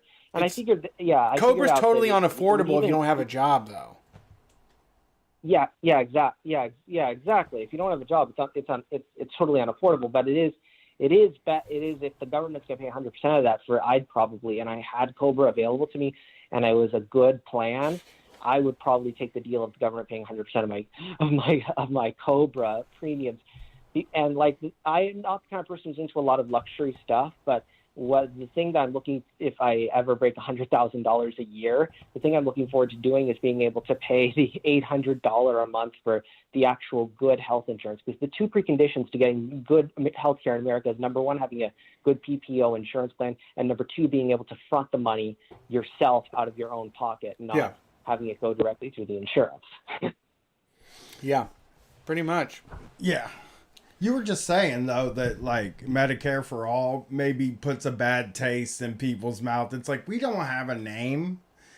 You know what I'm saying? Like, that we can say that people won't freak out about, because if we said socialized medicine or universal health care, Especially like universal healthcare freaks people out. Socialized medicine freaks people out. Single payer freaks people out. Like, basically, we're just gonna have to pick one, and that's just gonna be what we do. It's kind of like pro-choice. You know what I'm saying? We just have to pick a term and go. Which Medicare for All seems to be the term that we've decided to pick. Yeah, it's good enough. Yeah, it works. But what I think it doesn't, because we're not going to get it, because everybody's been taught from the time they were a fucking baby that we shouldn't have the health care covered by the government. So it's always going to be hell. Yeah, I say focus on the provider side as well. Focus on like more collectively sort of own cooperative provider structures, things like that, where the providers can have more of a say rather than some faceless corporation. I think that'll improve quality of care and make things a bit more financially efficient as well. Yeah, who knows? I mean, it seems like a shit show that's never going to get better, but, you know, good congratulations that they didn't fucking cut your head off, I guess, is the best you can say. I don't know. People in the chat are talking about how people love Medicare for All, but we don't have Medicare for All, and I don't see it happening either. I don't think people are. Yeah, people aren't excited about Medicare for All. I mean, your 10 buddies online are, but nobody else is excited about. I think it polls high. None of the Joe Biden people are excited about Medicare for All. But I think it polls high. But what polls high doesn't necessarily matter. Yeah, legalized it's the same weed as legalized weed polls very high. You know, so why would they going to give us? You're right. I mean, I agree. I don't think. I don't know. I'm not fucking into the government doing anything right, because bureaucracy doesn't solve any of the fucking problems for me. So I don't know.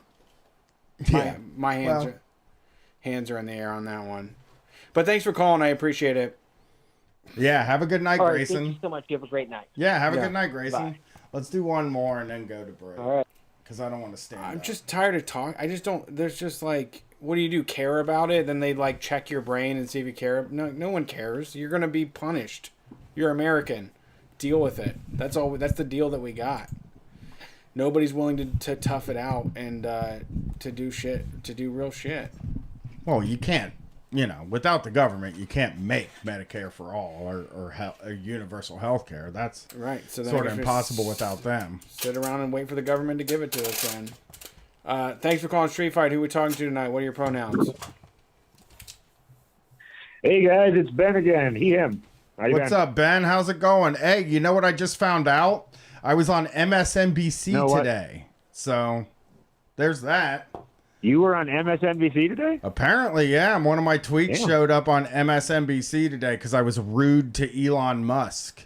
So, that's something. Oh, way to go. Yeah. I don't, Yeah. He probably deserved it, so, Yeah, I mean, if I'm going to show up on TV, it's being mean to Elon Musk seems like a good enough reason to be there, So, yeah. That's pretty nice. I like that. Thank you, Mehdi Hassan Show. That's fun. Too bad it had to happen on a fucking Sunday night. I mean, what's that about? Yeah, mazel tov. Mazel tov, Brian. You want it to be on a you want it to be on a Wednesday. To tell you the truth, you want it to be a Monday, Tuesday, Wednesday, Thursday. And it's a Sunday night show. Maybe a few people will see it. They'll be like, "Holy shit, man, this guy's hilarious" because he made fun of Elon Musk. Yeah. So what's going on tonight, Ben? Dude, I'm happy for you. No, I wanted to call back. I happen to be. We're in Denver. We've got a blizzard situation happening. So I just took a new job. I'm a bud tending at a place that will not be named, but it's real close. It's a nice place, and also discount. It's snowing so bad the discounts are great, but no, we got to leave early today because it was just snowing too bad. We shut it down at 3:00, so I have a rare Sunday night off from my new job. It's snowing. So I wanted to call back about getting punched. Yeah, oh yeah. Ruining my life. That makes me think. Makes me think it's going to snow here now. It's like all weather comes from that way, in my opinion. So I'm into it. Weather comes from the west, do you think? Because I always blame the east. That's odd because people on the east think it comes from the west. I think everybody I know has always believed that the weather comes from the west. And I used to live on the west side of Columbus, which, whatever that means. But like, I would always watch the weather come in, and I would tell my wife, it's like, look west, that's where the weather is. And I would be right most of the time, probably guessing more than anything. Like, it's not something I knew anything about. Right. So how's the dispensary going? I know you just started there. Is it a good job? Yeah, I like it. I like the flower enough that I don't mind selling it, and it's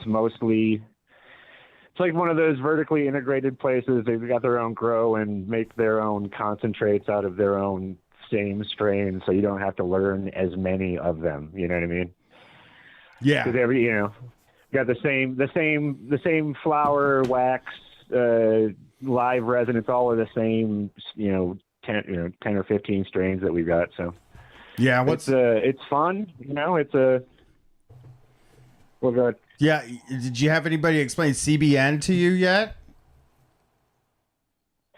Oh yeah, no, I got. I've been using the edibles, the CBN elderberry gummies, the wild. Yeah. Elderberry. It's 2 to 1. So they're, yeah. Ugh. Is elderberry gross? Little origami. It's a little dusty. Elderberry sounds gross. I buy these gummies, and I would love to. I'll have to get the name of the company. I cannot, for the life of me, remember the name of the company. But they make the absolute worst tasting gummies I've ever had in my life. It is a miracle how bad these gummies taste. And I buy them every time because I'm like, I'll buy a different flavor and I'll be like, oh, I wonder how they're going to fuck blueberry up. And I bought these blueberry ones and they taste so fucking bad. I like don't know how they made blueberry taste so bad. I mean, okay, so the first ones I bought were pear. As a sample once, I'll go. The first ones I brought were pear flavored. I love pears, Ben. P-E-A-R flavor. Yes, and I love pears. You don't see pear a lot as a flavor in the wild. Right, but it tastes so good. It's like cucumber. It's like there's not a whole lot of flavor there. It just kind of tastes like mushy water. Oh, that's crazy. Pears taste so good. They're such a great treat. Yeah, I get the cucumber blackberry water from Aldi all the time too. Yeah. So. These pear gummies taste like just straight up beer. Like if I bit into beer, and I don't like beer, so that was gross. So then I was like, I'm gonna go ahead and I'm gonna purchase these wild blueberry 5 to 1 CBN to THC ones to check this CBN shit out. I get it. I eat it, and it's the worst flavor I've ever had. It just is. It's like it's got a tiny bit of blueberry, but I don't know what they added, like cumin or something. It feels like, and turmeric. They just taste. No, that's all the microbreweries out here do that with their. All the microbreweries out here do that with their fancy seltzers.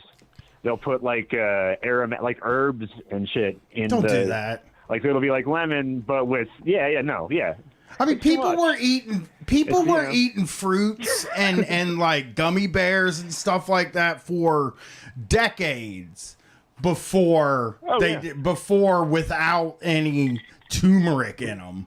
And now they're like, oh, you know what makes them? You know what makes gummy bears taste good? You put a little turmeric in them, and it's like cancer fighting, and it has that big guava flavor. Trying to eat some bad shit though, you know what I mean? Yeah, I'm trying to get fucked up. I'm not trying to do no healthy shit. Right My guess on these gummies, I have a guess a little bit that they print on them THC like a white.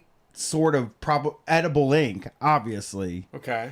They print the warning label on each gummy. Yeah.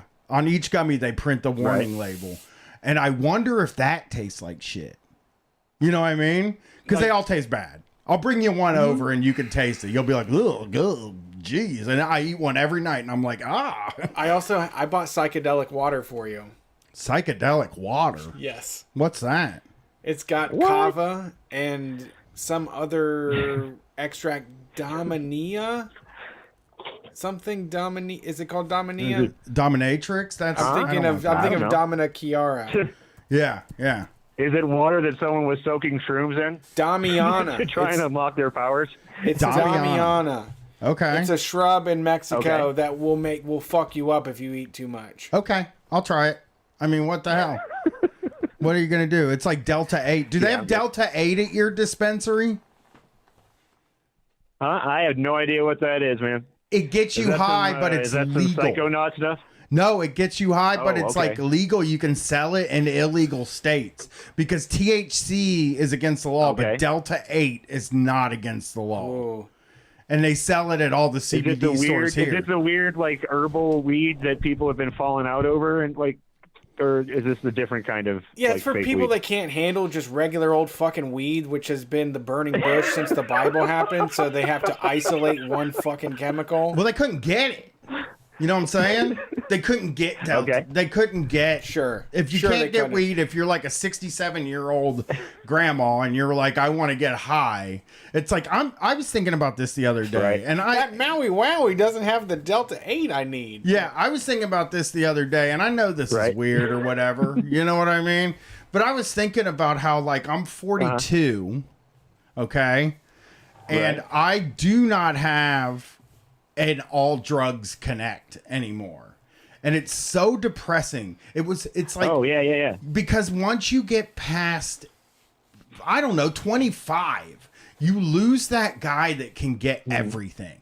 You know, I used to have guys that could get anything I wanted. I just had to call them and be like, hey, can you get this? And they'd be like, yeah, I got it. It's going to cost this much. Maybe they tax you a little bit on it. But like, I don't have one. I don't have a drug guy that can just get me any drugs. I had that guy who was such a shit talker that me and my roommate at the time didn't believe him when he said this Timothy Leary acid was like crazy good and had all kinds of chemicals in it, and there was going to be $25 a hit. He's got the family fluff, man. We still bought 4 hits of blotter and ate them. Well, too soon, as it turns out, because that was like a whole 40-hour weekend of freaking out that we spent. You know, that sounds good. Not really seeing God, just like getting sick. Well, I mean, you get sick of it at a certain point. It's just like, this needs to stop. I got to at that point anyway. We both did. We were both like, why can't we stop feeling good for crying out loud?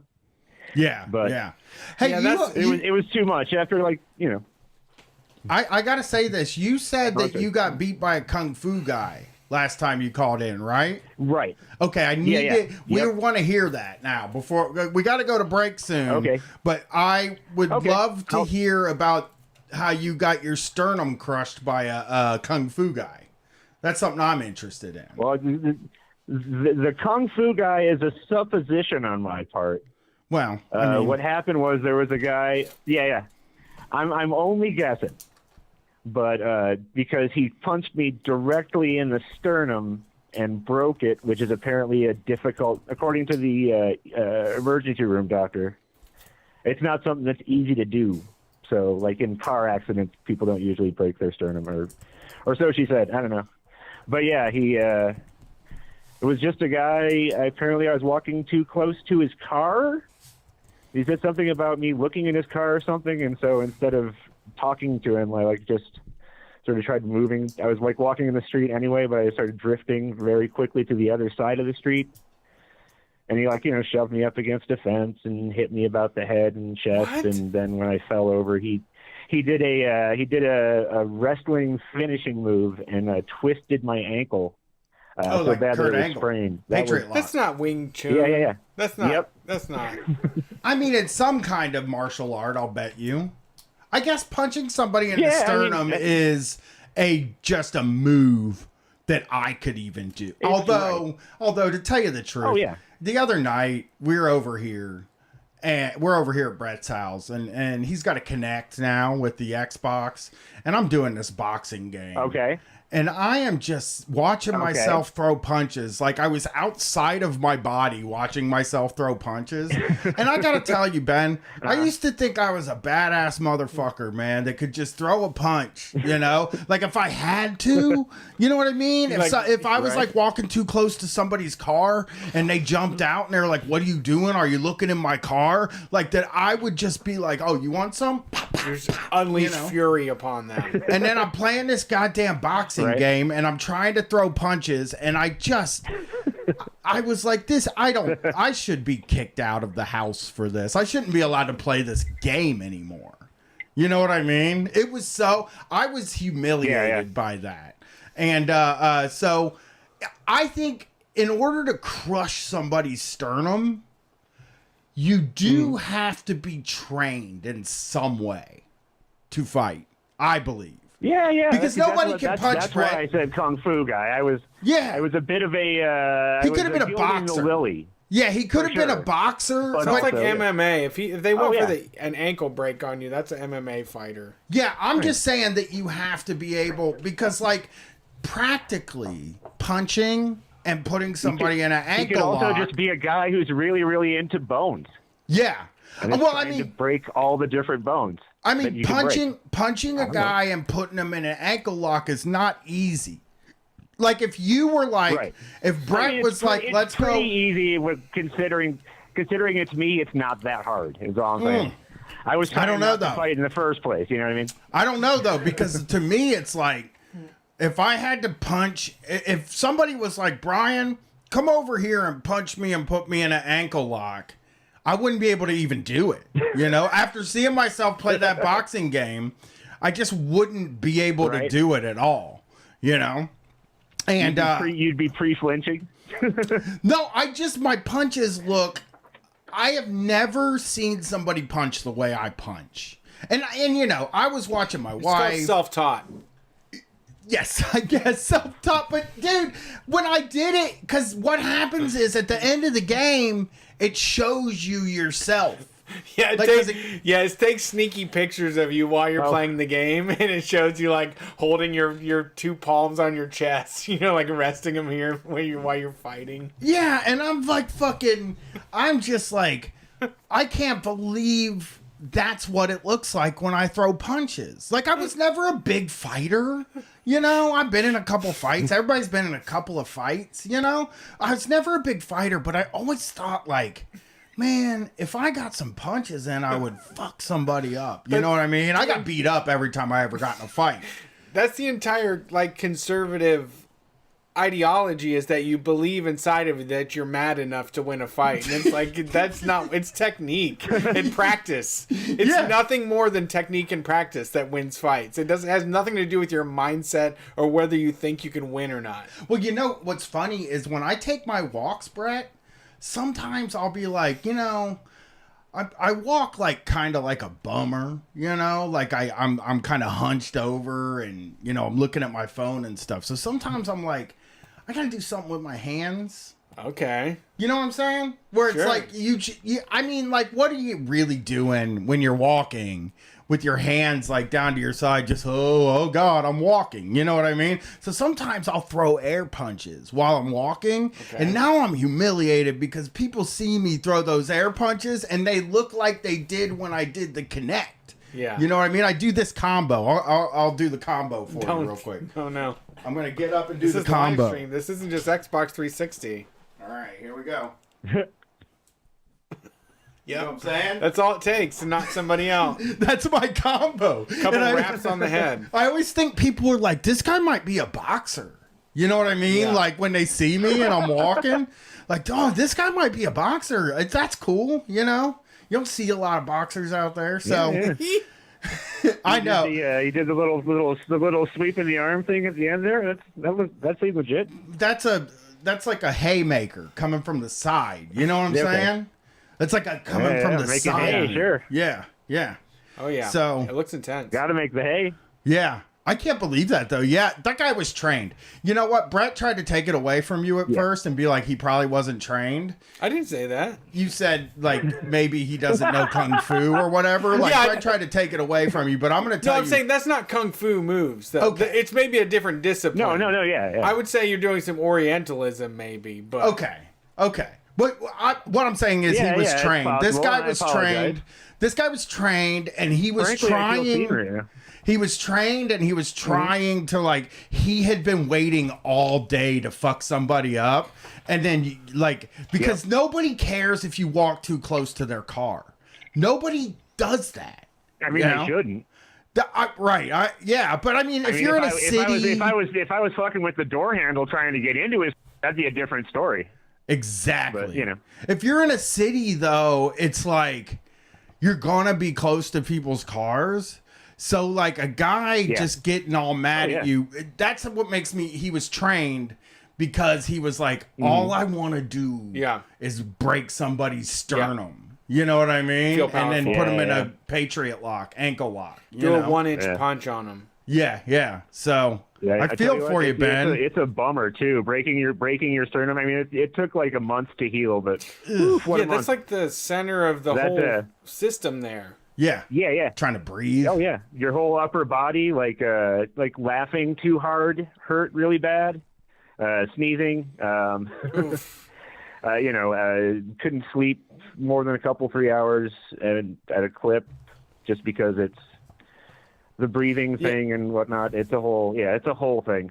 I agree. That's what I mean. The one thing that people in the comments are going off, but. The show is called Street Fight, but more than anything, like, I want to stop that as much as possible. Like, physical violence sucks. Oh, sure. It's not cool. It's not fun. Everyone involved is, like, making the wrong decision. There's nothing great about it. Yeah, I would say that, too. I don't want to get in a fight, No. I mean, I'd get fucked up now, I know. I'd have to turn it into a wrestling match now, which, by the way, not a strong guy either. I don't have strength. So, like, if I got into a fight, now that I know I can't punch, it's like, well, now we'll turn it into a wrestling match, which, like, my daughter could probably beat me in a wrestling match. Not a strong guy when in that respect, you know? Weak arms. Just weak arms, But, Ben, thank you for calling. We're going to go to break now. It was very fun talking to you, buddy. I could use a cigarette myself. All right. Well, we'll be back in 5 minutes. Rip those heaters. Ripping heaters. This week we have on for your call-in music. It's the Trash Pile. They said Luke sent to us, happy to support you guys. If you need music for your Sunday shows, I have been a part of a remote collaboration with friends throughout the pandemic. We released a few albums so far. It's all on a spectrum of weird that I think listeners might be into. Here's the Bandcamp link. They're available at thetrashpile.bandcamp.com. And we will be back after this break. And Brian, you got some mail to open up. Okay. All around the tire store, the people congregate. They've been here for centuries, the flesh has long decayed. All shelved into buildings that sprung up across the way. Walk the holes and you can hear them moaning out the pain.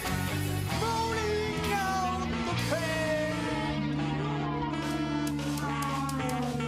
Retail space is space that cannot be explored. The public has come and shuttered all the doors. Billboards show a shining idol, the founder of our store. Now he lives in luxury, has taken the highest floors. He still owns the tire store. In fact, he took the block. Poses with the skeletons and promises and stock. Promises and stock. Retail space is space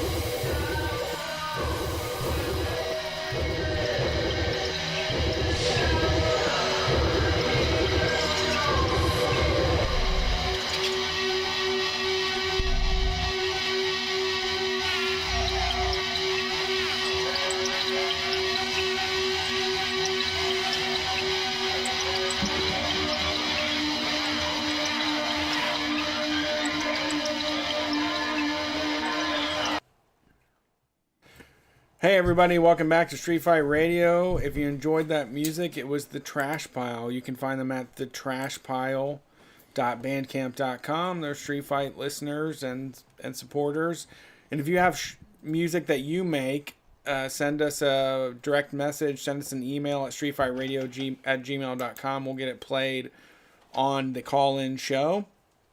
If you're in the queue right now, we will get to you. We've got enough time. But I did want to say, I did want to have Brian open up a package that we got this week. If you have mail that you want to send to Street Fight Radio, send it to P.O. Box 82306, Columbus, Ohio 43202. That's Street Fight Media, P.O. Box 82306, Columbus, Ohio 43202.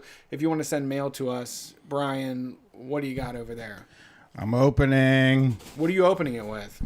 Box cutter. My knife is at home. I'm in my pajamas. I had a long day. You need a pajama knife. I keep it right next to my bed, and then I flip it open and stab my dresser, my night table sometimes while I'm watching The Shield. Okay. All right, here we go. I got a happy face gimmick. Okay.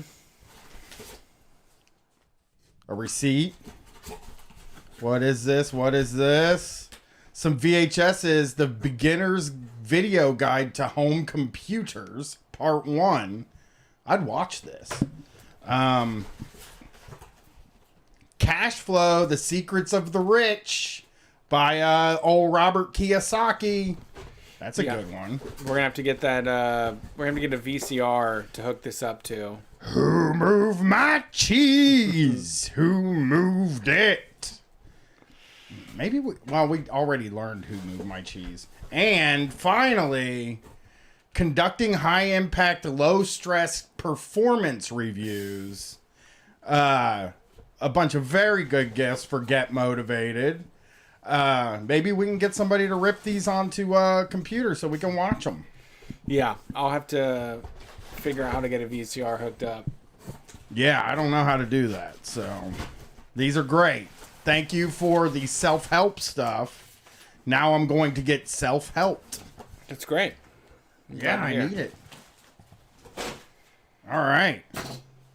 Want to take a call? Yeah, let's do these calls. Thanks for calling Street Fight. Who we talking to tonight? What are your pronouns? You're talking to Sick Mick from Calgary. That's he, him. What's up? What's up, Sick Mick? How's it going? It's going all right. It's just usual Sunday night. I've been meaning to call in for weeks, and I keep either completely forgetting about it because I get too stoned, or you got a full queue there.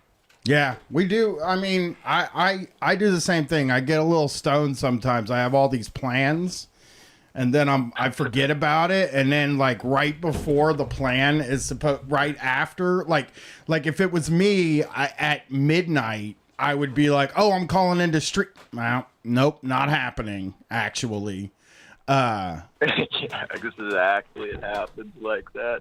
Yeah. You always remember. You always remember right at the time where it's like, oh, I was supposed to do that. And then you feel like a fool. Way too late.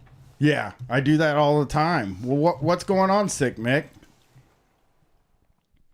I got two things, or I guess three things. I either got a Pottery Barn. I got Pottery Barn's insane loss prevention I can talk to you about. I have a butt rock conspiracy, or I can try and answer some COVID questions. I think you guys have COVID questions. I'm actually a virologist, so. How I could do any of those three, whichever one you want. How about, because I'm a COVID genius, I read about it all day and all night. I know everything. Yes. I've been making cold calls to pharmacies to get on a list. I should be asking you the question. Yeah, I read about it all day. It's crazy. So, what about Pottery Barn? I'm interested in Pottery Barns, because here's the thing. Pottery Barns Pottery Barns loss prevention. They don't. You fucking hoser, Barn. It feels like they don't even need loss prevention. They sell all huge things. Like, how could they need loss prevention? So here's the thing. That's exactly it. The loss prevention there's nothing for shoplifters. It's exclusively for the employees. Everything about the loss prevention is to stop you, the employee, from ripping them off. Because like if you can get in that back room, you can make off with like $500 of plates in a book bag, like, because everything's so expensive, right? So they are really strict for bag checks. But one of the things they would do is if something got broken, because we had like basement storeroom, so like, you know, if you're like working in like a furniture store, some of the stuff gets out of the box because like people return it, or we bring it up to the floor and it gets like busted, right? Like if you have like a chair or something, one of the legs gets snapped off, we like sell it for a discount.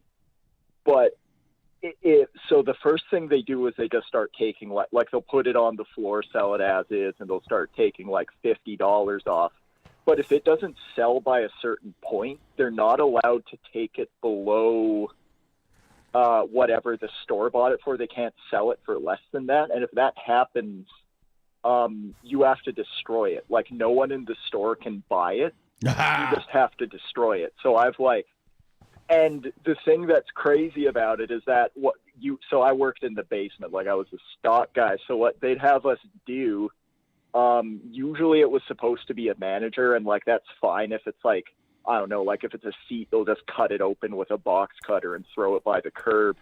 But if it's like something bigger, the managers are always supposed to do the destruction because they don't trust the stock guys, because we were like stealing.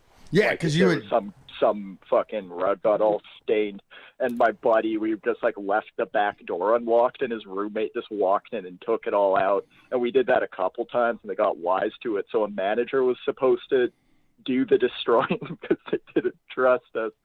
So I smashed like a $5,000 table with a sledgehammer while my manager just watched, and we were just both kind of like, there was no need to do this. Like it just had a big scratch along the whole length of it. You could have filled it in with filler and sanded it. Easy fix. Like they said, you could buy it for whatever it was, but even the markdown, it was still $2,500. So you just had to smash it. Just had to smash it with a fucking sledgehammer. It seems like to do that a couple times. It seems like the goal here, or the move, is to try to, if you had a cool manager, make a deal with the manager, you know, and then sell everything on eBay. That's what I would do. That's the play, and like, fuck, some things can get lost. Like things get lost anyway. Like why can't they end up on eBay? Why can't some people make some cash? Like one plate out of a box of 20 gets lost. Like Pottery Barn can take the hit, but they have the company structured in such a way that like the organization doesn't pay for that. Like that's all on the store. Like this, like it's almost like a weird, like almost like a feudal thing. Like you have to pay the brand for the stuff, and like stuff that gets lost or damaged, that's all on the store to eat the cost. So all the managers were freaked out all the time about anything getting kind of busted. They'd always be like right on your ass if you weren't like finding shit fast enough. And it was like a big storeroom, and obviously we had like crazy high turnover, so everything got fucked up all the time. Like it would never stay organized. So you're basically just like climbing, trying to find shit. It was weird. It was a weird job, but they'd have a bunch of stuff like that. It was always like this big thing about, what was that? There was something about, because when the rugs got delivered, they're big, they're really great. Stop me if I'm rambling too. They're great big heavy things, but what always happened is they'd leave them outside because the delivery would get there at like 6 a.m. and that was like before they'd even they wouldn't want to pay us to get there that early. Yeah. So they'd always just sit, and then they get wet, and then they get fucking moldy, and you crack it open and it would be like, it would smell bad. It would smell like mildew. You wouldn't sell it to anybody. And we would always get in shit for that. But we said, you just need to pay us to come in sooner and pull them in. And they didn't want to do it. Like there were so many moments like that where they were like, okay, we're losing product because of this weird policy, but we don't want to pay anyone overtime to go fix the problem. Like, We'd hate to change this policy that's losing us money. Instead, we'll just blame you. yeah, we hate to save money by it's which do we hate more, paying people overtime or like just losing money to product? And I guess they just lose money to product. But it's wild. Also, the destroying thing is like they do have there is like a thing where, so I have a college degree, so I could get a job at Pottery Barn as a manager and then hire Brett, and then we would have like a lot of Pottery Barn shit to eBay. You know what I mean? Because all it takes is a bachelor's degree to become a manager at a retail store. That's all the loss prevention was, though, is trying to find things like that and then fixing the loopholes for it. Like, the manager would need like 2 managers to sign off. They'd need you to supervise destroying it. Like, I wasn't allowed to like just go out and bust up the table. I needed a manager to watch me destroy it. Like, the whole loss prevention top down is just stopping employees from getting like doing a little bit of that stuff. Like, you're going to throw it out anyway. I'm just going to throw it in the back of my truck or something. I'm not going to throw out all this shit so it just gets to go into a dump. Like, yeah, they just don't want you to sell it, I think, is the thing. It's like, I don't think they would care if they thought you were taking furniture home and like using it in your house. They would just get fired up because you sold it on eBay for cheap. You know, you don't want that Pottery Barn name getting sullied by cheap stuff. That was the same when I worked at the warehouse. Fair, that's exactly what I would have done. Yeah. When I worked at the Abercrombie warehouse, it was the same thing. That? There was like church people, folks that would go to the sample sales where like jeans were $4, shirts were $2, you know, all of that. You could get a bag full of clothes for $90, and there was a lot of really great people that would go and shop and buy all the stuff that we had, and they would take trash bags full of clothes and donate them. And then those people would get fired. Like, they would track down who was reselling. They would investigate. They went really far to make sure that like all of these irregular clothes or sample clothes that we were letting you buy for cheap, you can't let them go anywhere else. We don't want you handing them out to people in need. Like, that's not what these clothes are for. Yeah. Well, you can't even do that with like Pottery Barn shit. Like, you can't feed anyone with like a $1,500 rug. Like, it's not anything. It's just like it's just saving it from the dump. Like, that's all it goes. You don't even have that angle. It's just I swear it's just them. They can't stand the idea that anyone is getting anyone over them. They're like, oh yeah, the employees are the reason we're losing money. And like that. You feel that when you're working there. It is weird. It is a weird place to work. Yeah, where you're the bad guy, you know. Their worst problem is that they have to have employees, which is most businesses. They hate it. The worst problem that you can have is having employees to them. You know what loses us the most money? Paying people to work here. Sell them this stuff. We buy for $100, we sell it for $300, not a problem. But we got to pay these fucking people to do it. It sucks. Yeah. Well, that is interesting. We had like 2 levels to that. Yeah, that's... I can pop off too if the queue's busy. I was just gonna say there's like 2 levels to that too, because like we're like the stock guys, like we're like the grubby basement ghouls. Like, we just kind of like show up every now and then, just covered in dirt with a chair, and like then you obviously have all the people who need to do all the sales, and they're always mad at us because we can't do anything fast enough, and then obviously they're just like getting yelled at by the managers because their numbers aren't good enough or whatever. So yeah, is that a commission place? Everyone. Is that a commission place for the salespeople? Oh yeah, for sure. Okay, it is commission. You know it's commission. Really? Yeah. You can't sell more than one thing a day. You know, how could you and really? You know what? You know how you get fucked. You know how you get really badly fucked with that? If there's a return, they take it out of your commission. Like if you have a return a month later, your paycheck's $500 left. That's Tony Robbins shit right there. He does that too. Yeah, I've had those sales positions too, where you think you have a big month, and then they're Yeah. like, we have to also calculate the people that canceled from last month, and it's like you gave them a shitty service. I lied to them enough to get the money. That's on you. Well, thanks for calling in, Sick Mick. That is interesting. I've never heard of that kind of LP department. You have a good night. I never heard. Yeah. I know that like half of loss prevention is monitoring the employees, but I've never heard of a place where it's just 100% like we hire LP so that we can bother the employees all day. Yeah, someone's gonna pocket a couple of things here or there, but the employees are the ones that we pay them so little that they're mad at us, and now we have to like defend against their wrath. Yeah. All right. Thanks for calling Street Fight. Who are we talking to tonight? And what's your pronouns? Your PN. Oh, it's me. Howdy. Hi. How you doing tonight? Who's this? I'm good. How are you guys? This is Coco from Sacramento. What's up, Coco? How's it going? Well, this is actually my first time calling into any show, so I'm a little nervous. Yeah. You're doing great But so far. You're doing good. Give it a shot. My partner, David, has been introducing me to some podcasts, you guys and Chapo and such, and I've been learning a lot, so I thought, oh, what the heck, I'm going to get involved. Let me see what I can do. Yeah. But, let us know what's up. I really appreciate you guys. First, I want to say a couple things that I thought were funny allusions to some earlier things in the show. One is, I'm ashamed to say I still do Amazon. I'm sorry, I do. I do too. And so the other is the Postal Service 3 times this week, and I'm not making this up. 3 times this week has sent us the wrong shit.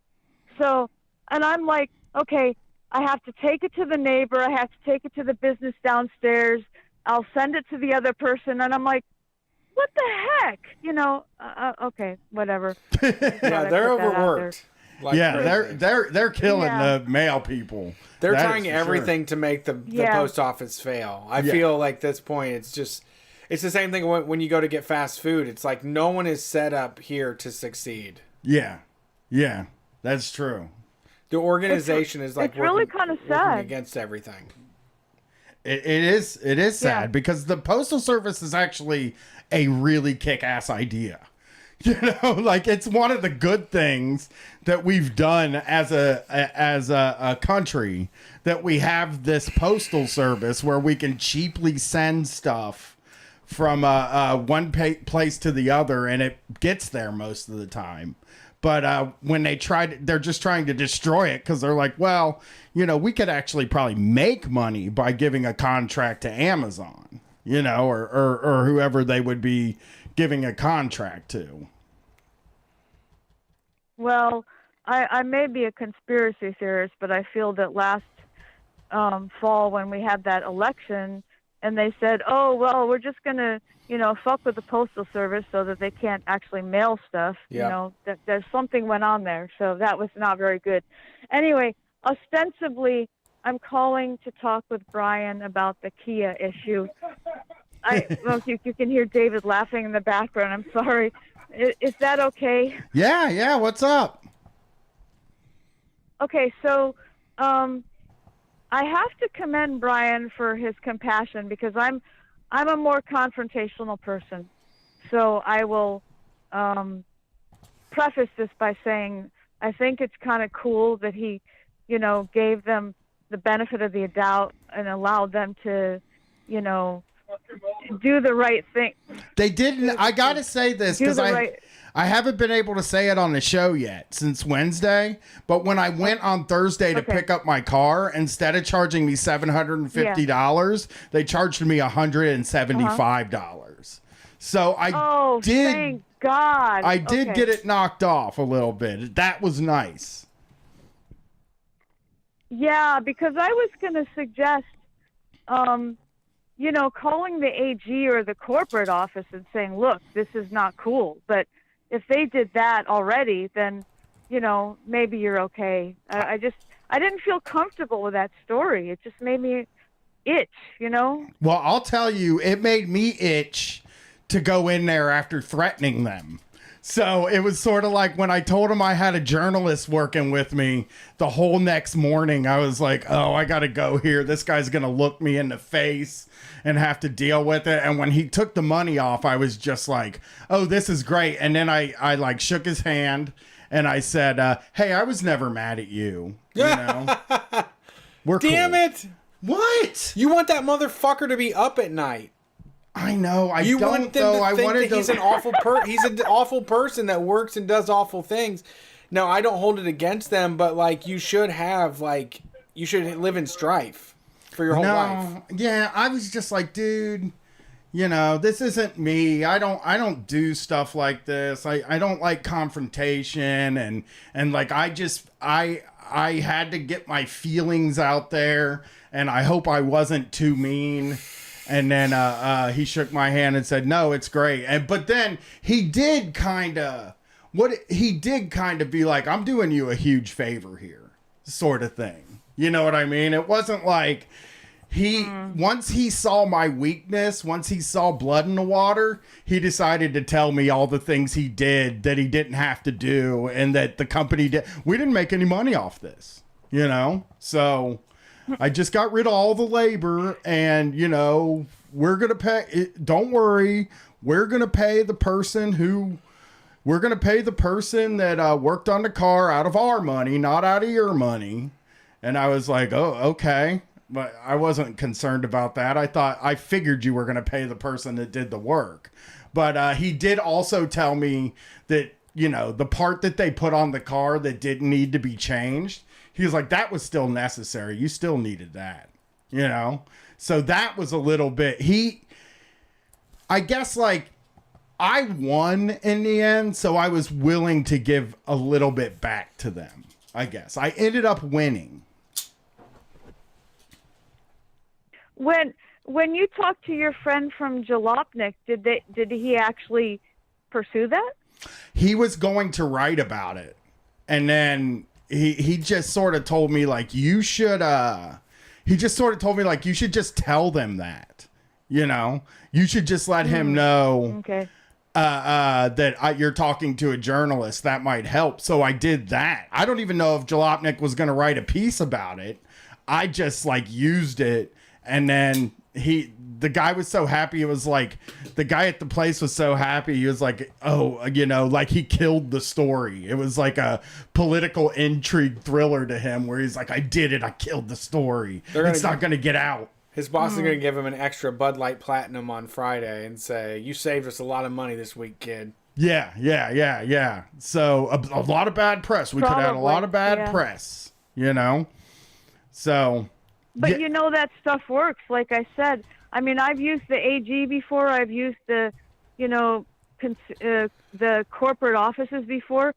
They don't like getting consumers that are upset. So, yeah, it helps. Well, the corporate office, it does something. I was working with the corporate office. They did not care at all that I was angry. Oh, they were sort of, this was like a thing where it was like, I was going to have to hash it out. With the people at the place and figure it out. But I also find that to be a little easier. I feel like we never resorted to yelling at each other. You know, there was never any yelling. I was never mean. I was never super insulting to him. So part of me is like, that is like a win all around. I didn't have to be mean to a guy. I got what I wanted. And everything's better, you know, everything's fixed now. My car's running, my car's working. But, you know, when you say I give you a lot of credit for that because I probably would have resorted to a little bit of a New Yorker confrontationalness. Too scary for me. Yeah. That was too fucking scary for me. Was like, just because when I came in the next day, I was like shaking when I got there because I was so I was so worried that I hurt the guy's feelings. And that was like my goal was to like not hurt that guy's feelings. Which I know, not like, probably I always lose but you know, I always lose in that respect. I don't always make it, but I don't always like get what I want. But like this time, it felt like I asserted myself a little, and I got what I wanted. So all in all, I think it's a big win. I think it's a huge win considering the discount that you got from their $750 whatever they were going to charge you. So yeah. Yeah, they were trying. Right, They got me. Well, thanks for calling, Coco. That's all I wanted I to appreciate talk it. about. Thank you. It's the first time, so thank you guys, and thank you guys for all your education. I appreciate it. I don't know anywhere near as much as you guys do, but I just thought I wanted to talk about that. You know more than we do. Thanks for calling, Coco. We appreciate it. Oh, hell no. All right. Take care. Bye-bye. Yeah, I mean, are you... I don't know. I guess... I don't know. I feel like even apologizing made me feel like the better man, in a way. Like, That's I all. even got a little bit out of that. That's all that matters. Yeah, I got a little bit out of it, you know, where the guy was like, this guy's not a dick, and I just gave him $500, $600, you know? But I handled my issue, so that was it. Yeah. I don't know. I guess whatever. Yeah, there's different ways to react to it, and if you feel good about it, that's really all that matters at the end of the day. Yeah, big win. Big win. We love big wins. Yeah. Thanks for calling Street Fight. Who are we talking to tonight? What are your pronouns? Dudes posting their W's. This is Andrew, the ice cream man. He, him. What's up, guys? What's up, Andrew? How's it going? How's the ice cream business? Mr. Ice Cream Man. We haven't started back up for the season yet, but a little update to that. I had told you guys that I had a bunch of money saved up from last year. I've been on unemployment all winter, and I just got my tax return. So the other day, I went out and I bought a new car, cash. It was like whoa, Dave Ramsey style. $14,000. Yeah, Dave Ramsey style. You went in there Dave Ramsey style with the cash and bought it. They know you're serious when you do that, according to LDR. It's very stressful though, because I went from having like $14,000 to having like $300. Bad feeling. Yeah. Yeah. My wife inherited big change. My wife inherited a big amount of money, $7,500 from her grandma. And when we got it, we were like, we got 7 G's, man. So we went shopping like the first night and bought like a ton of clothes, like a lot of clothes. But then basically just all the money that her grandmother made before she died and sent it to us to set us up was gone in 2 weeks. It was just not a dime left of that. Go right back to living paycheck to paycheck. It's just catch up money. Pretty much, yeah. Yeah, we did pay a lot of bills. Back to like, now I'm back to like, okay, when's my unemployment check coming in? Hold on. Yeah, Nothing go wrong.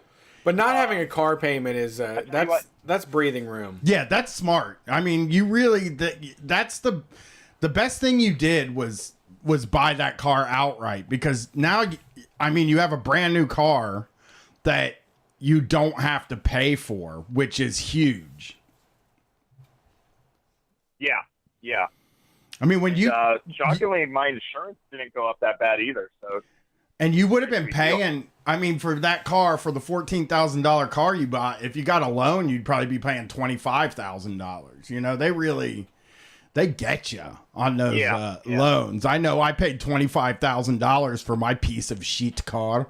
I got a piece of shit car. Right. Yeah, and it's a piece of shit. Is that including all of your trips to the Kia dealer after the purchase? Or? No, that doesn't even count those. But like, I look at what I've paid and what I have left to pay, and I'm like, this car was $25,000. Well, hey, I have something that I wanted to call in and talk about, but it's just a promo thing. Before I do that, you had somebody talking about loss prevention, earlier. Oh, Pete. Let me ask you guys this: have you ever talked to somebody who worked at a Guitar Center before? No, I don't think we have. I don't think we've ever had a Guitar Center caller, which is surprising. No, we did. We had the one guy that was, he didn't do loss prevention, but he was a longtime employee that was sad to see the way it was going. I worked at Guitar Center for like 6 months in 2006, I think. Mm-hmm. And my job there, I was the door guy. Like, I haven't been in a Guitar Center in a long time, but I think there's just a guy that stands up front and like says hi whenever you leave, and then he checks your receipt whenever you're leaving. Yep. So that is the entirety of, or at least it was the entirety of Guitar Center's loss prevention. They don't have cameras.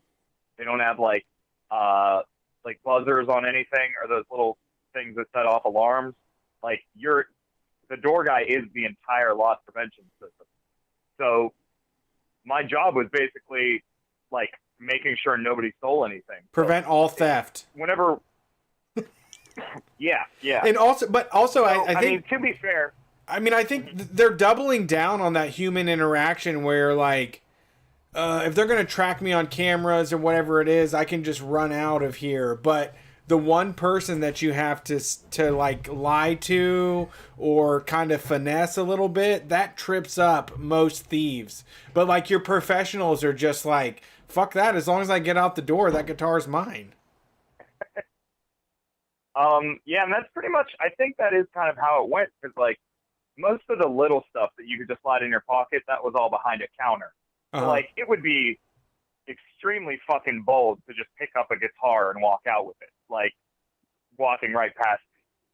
So that, I don't think it ever really happened. I got some, there was like, there's always some kind of metric. We had something, I think it was called doorstop, where there's like an issue where the receipt doesn't match the items in the bag. It's usually just like the guy didn't charge something right.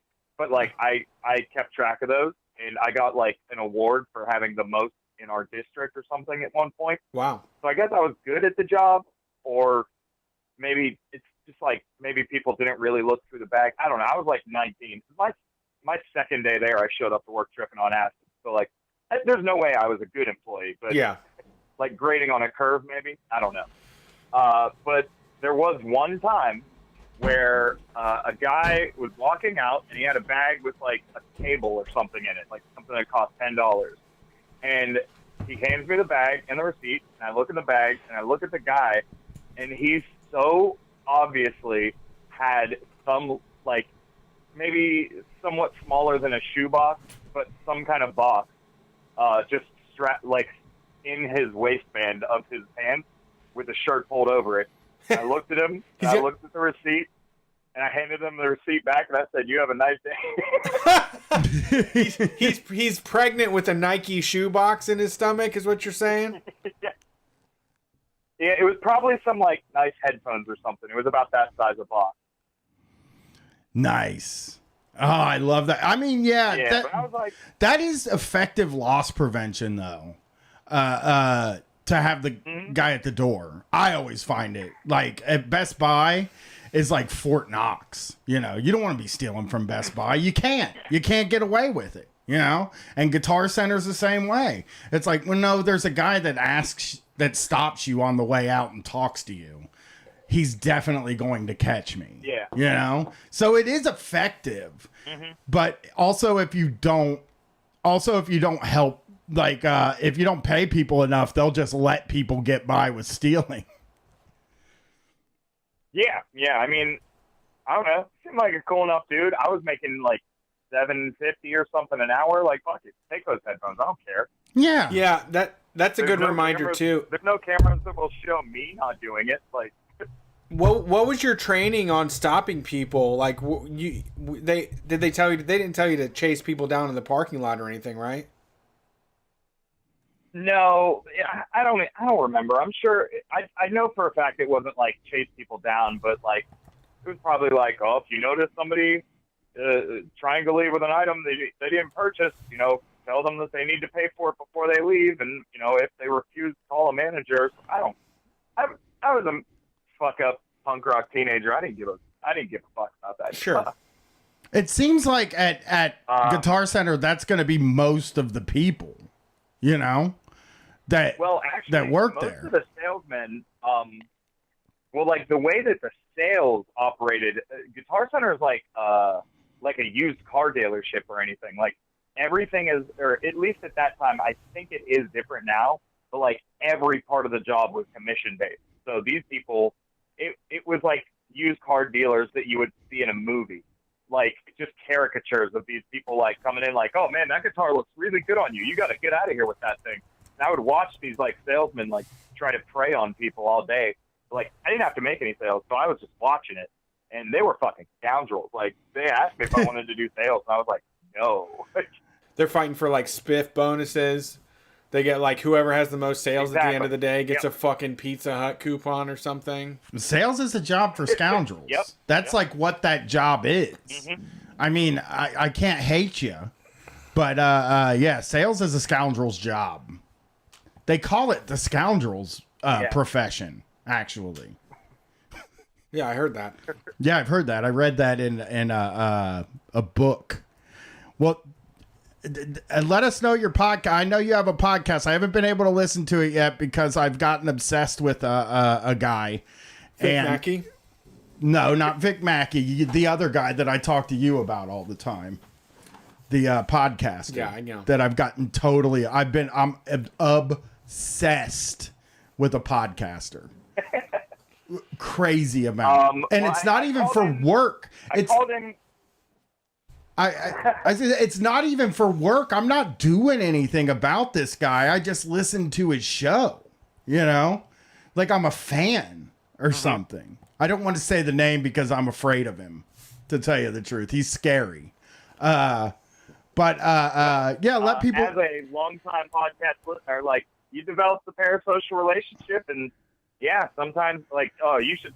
I listen to everything Jake Morris puts out like the second it drops and shit. Like, yeah, I don't know. He just posted a Patreon episode tonight. I'm gonna listen to that after I get off this call. Well, anyways, yeah, go ahead. So my podcast, we talk about the news and like try and just like use humor to navigate how fucked up everything is. Pretty standard stuff.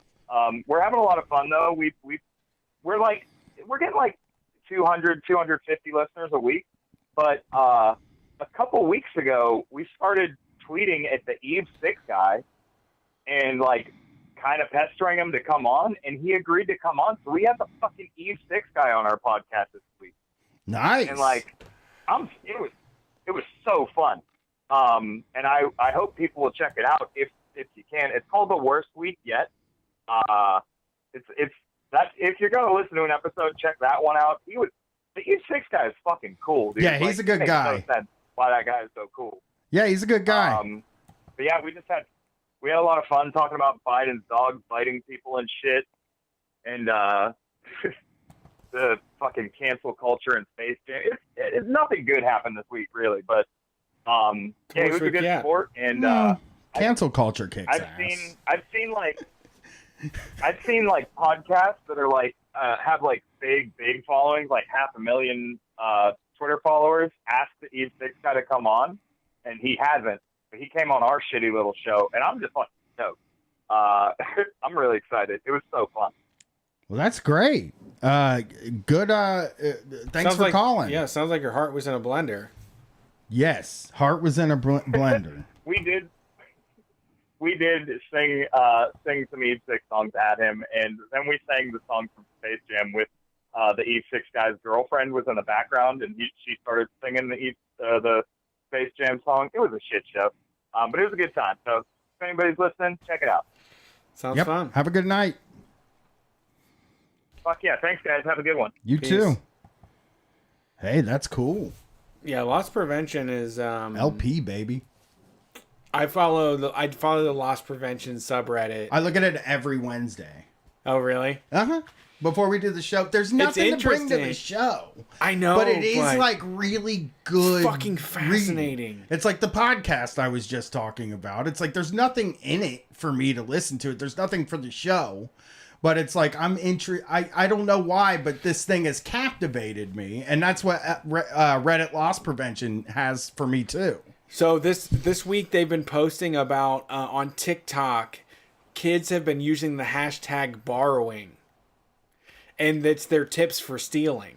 So did you look at some? Yeah. There's a really good one. So this girl took her jeans and she put a hair tie around her ankle, and then she cuffed her jeans around the hair tie to keep them extra closed, and that way you could dump anything you want down your fucking pants and it won't come down the other side. Oh, that's very cool. That's very, very cool. Pulled a Casper from Kids. Slip it right down your pants. But yeah, so loss prevention, they're very proactive, and they've also informed me of the best way to steal now too. Yeah. And I can't imagine being so into loss prevention that like you're checking their subreddit every day. But they're there. Yeah. So somebody in the chat said Brian's always doing research. I swear to you on my life, I'm not doing research. You're a researcher.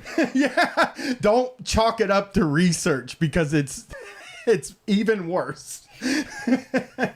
Check out borrowing on TikTok too. It's a good hashtag to follow. Yeah, I got to take a look at.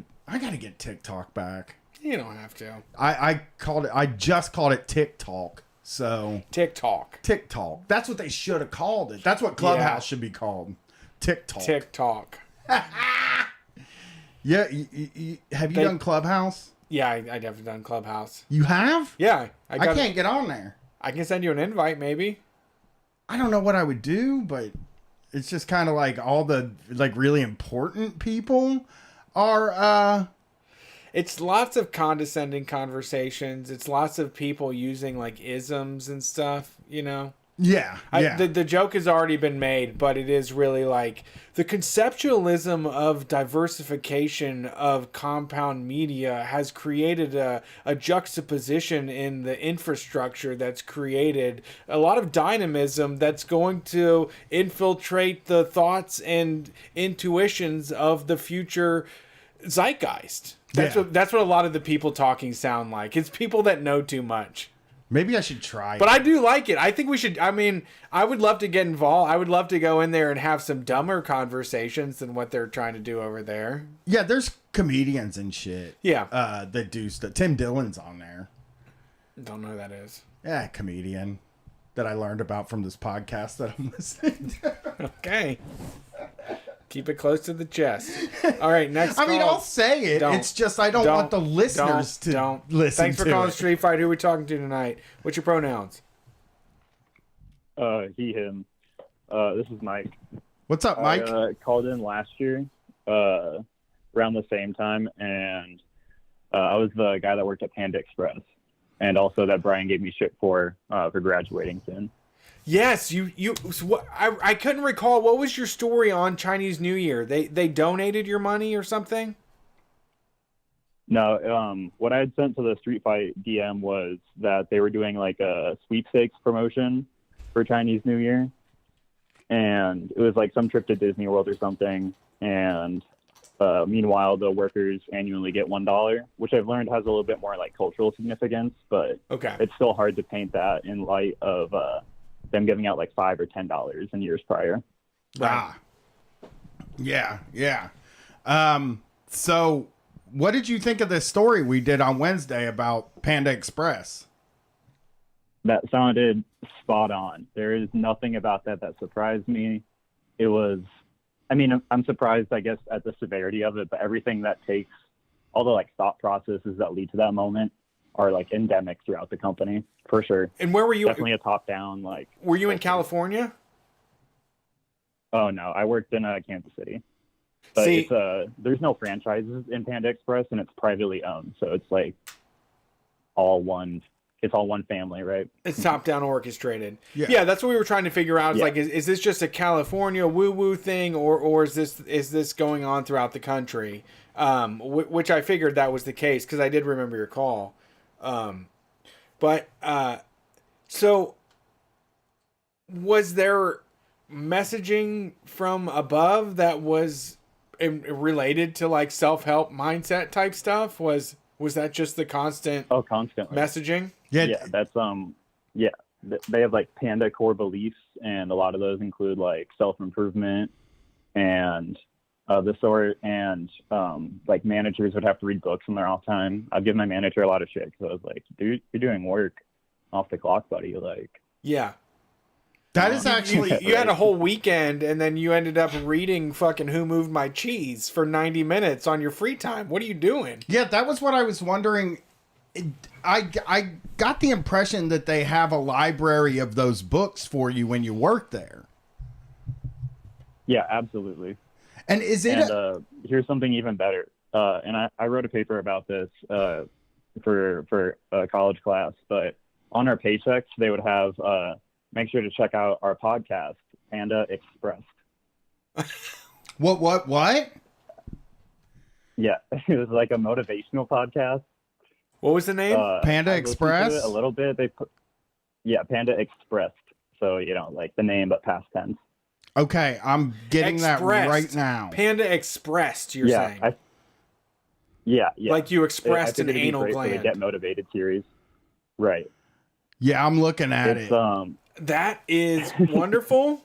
And there's so many. I wish I remember where I got this from. But there are so many of those corporate podcasts that are just being done into the void. They're like, no, you're just doing them to do them. I wonder what the listenership was like for that. Well, I mean, so really what they're for is for the people in the corporate office. Yeah. If you're making a conversation with the person that decided that there should be a Panda Express podcast, and you're like, I was listening to the podcast, the other day. I was listening to Expressed this week. Yeah. God, it was so poignant. And you bring up a story, right? Like you bring up a story from the show, and you really express that you've listened to it. That is a way to move up through the ranks. Yes, you're on the bubble. Yeah. Yeah, I believe that. I mean, it's the same thing with the stuff that happened there. It seems like it is a company that, first of all, they probably don't promote from within to the corporate office. My guess is that they don't do that. They hire people with college degrees. They hire from the outside. But it seems like a company who spends a lot of time trying to convince their employees that they promote from within, that you will move up the ladder if you just do these core Have the right attitude. few things. Yeah, if you have the right attitude. That's probably the meaning for a lot of this stuff, is that they just want people to think. It'll make you work a little harder if you think there's a possibility of moving up the ladder. Yeah, this was, Brian, that was entirely accurate. I'd say probably 4/5 of managers are outside hires, and everything above that at a higher percentage. And then below that, they do put a lot of emphasis on your ability to move up through the ranks. Yeah. Even for minors, they really push, when I was leaving when I was 17, because I was going to college, they were telling me that I should become an assistant manager. And I'm like, I can't buy cigarettes yet. Yeah. I don't want to boss a 35-year-old man around. Where it's exactly. Yeah. But also, with what we've been talking about with Get Motivated and everything, is that you also, once you create this atmosphere that whoever has the best attitude succeeds, you can blame anybody else for their position in your company. You can say, you work the line and you're not going anywhere. That's why you deserve, minimum wage, or you shouldn't get benefits. It becomes a matter of value and worth to the company. It's like, you're not adding any added value, so we're not going to invest in you. And then it solely becomes them getting away with not taking care of the people that sling their awful food instead. Right, yeah. No, that's pretty spot on. There's one thing I wanted to touch on real quick before the call's over, and that's if you all have looked into the state of marijuana legalization in South Dakota, it's a mess. And I'll keep it really brief. In November, everyone voted. There was 2 votes. One was to legalize medical, one was full legalization. And medical passed at 70-some%, and recreational at 50-some%. And in January, a court overturned the recreational because for some reason it like violated the South Dakota Constitution. And so a lot of people are hating our wonderful governor, Kristi Noem, for that because she campaigned hard against it. And her big line was, I've never met someone who got smarter for smoking weed, which is like quite the advertising. I did. Yeah. I found Panda Express, by the way. I found the website for the podcast. 38 episodes. They do one a month. COVID-19 Vaccines 101 was the most recent one. Lunar New Year with Andrew and Peggy was the last one. And Andrew's 3 Habits for a Good Life. Maybe we'll look into Panda Express. We got to. For Wednesday or for even Get Motivated. It seems like that would be a good little getting in on the news sort of thing, you know? So was it a decent job for a teenager or crummy? It was the only job I really had as a teenager, and I did that and worked in a frozen pizza factory. So I didn't like the customer service aspect, but I liked being able to like talk to my coworkers. There's a lot more camaraderie, and I mean the people were my age, so that was nice compared to like being the youngest person by 10 years in every room. Yeah. And just one last thing before we let you go. So you're a teenager. Are they trying to push that stuff on you? Right? Like, are they trying to push the self-help stuff on you? I just graduated college. I'm in my early 20s, but I worked there for like a combined like 4 years through high school and college. So they did like actually from day one. Yeah. From day one, they're like, you need to read Rich Dad, Poor Dad or Who Moved My Cheese or some Gary V book or something. Well, a big part of the hiring process, and they stress this, is whether or not the applicant smiles during their interview. Ooh, oh, that's weird. Like that's actually make or break. Yeah. You know, here's the thing. My wife just had her performance review, and they told her that the other employees said she should smile more. And I was like, that seems highly inappropriate. Like, I thought you didn't do that to like women. They are, yeah. I thought they were a cutting edge company. What is this shit? Yeah, I wish I could say the name of the company because I don't want to get her in trouble. But yeah, they said smile more, and I was like, ew, that gnarled me out, man. Yeah. Nothing about this has to be done with a smile. And my wife is like she's fun as hell. Maybe not at work. I think she's mean at work. I haven't figured that out yet. I know. Yeah, you have to figure out that was a part of the pandemic though, was finding out your wife's work life. Yeah. Like who they are. Yeah. And you're like, are you mean at work? I think you're mean at work. Wow. Okay. Well, cool. Well, thanks for calling in. That is it's good to hear something it's good to hear from somebody that's been in there, and hipping us to the podcast was the best thing you could do, because I'm going to listen to every episode. Yeah, I think I sent an email about it to the Street Fight address. So, yeah, it's a hoot. I promise. Yeah, every episode. They're only 20 minutes, so I will just listen to all of them. Yeah, we should do all of them. Yeah, I will. Well, thanks for calling in. Yeah, take care. Have a good night. You can suggest a topic on Panda Express. What if I just type in their orange chicken recipe? See if they would. No, they're not giving that up. Well, I mean, how many people do you think suggest topics? You know, it was so YKS is the one I was thinking of. They had somebody that called in that edited corporate podcasts as a living.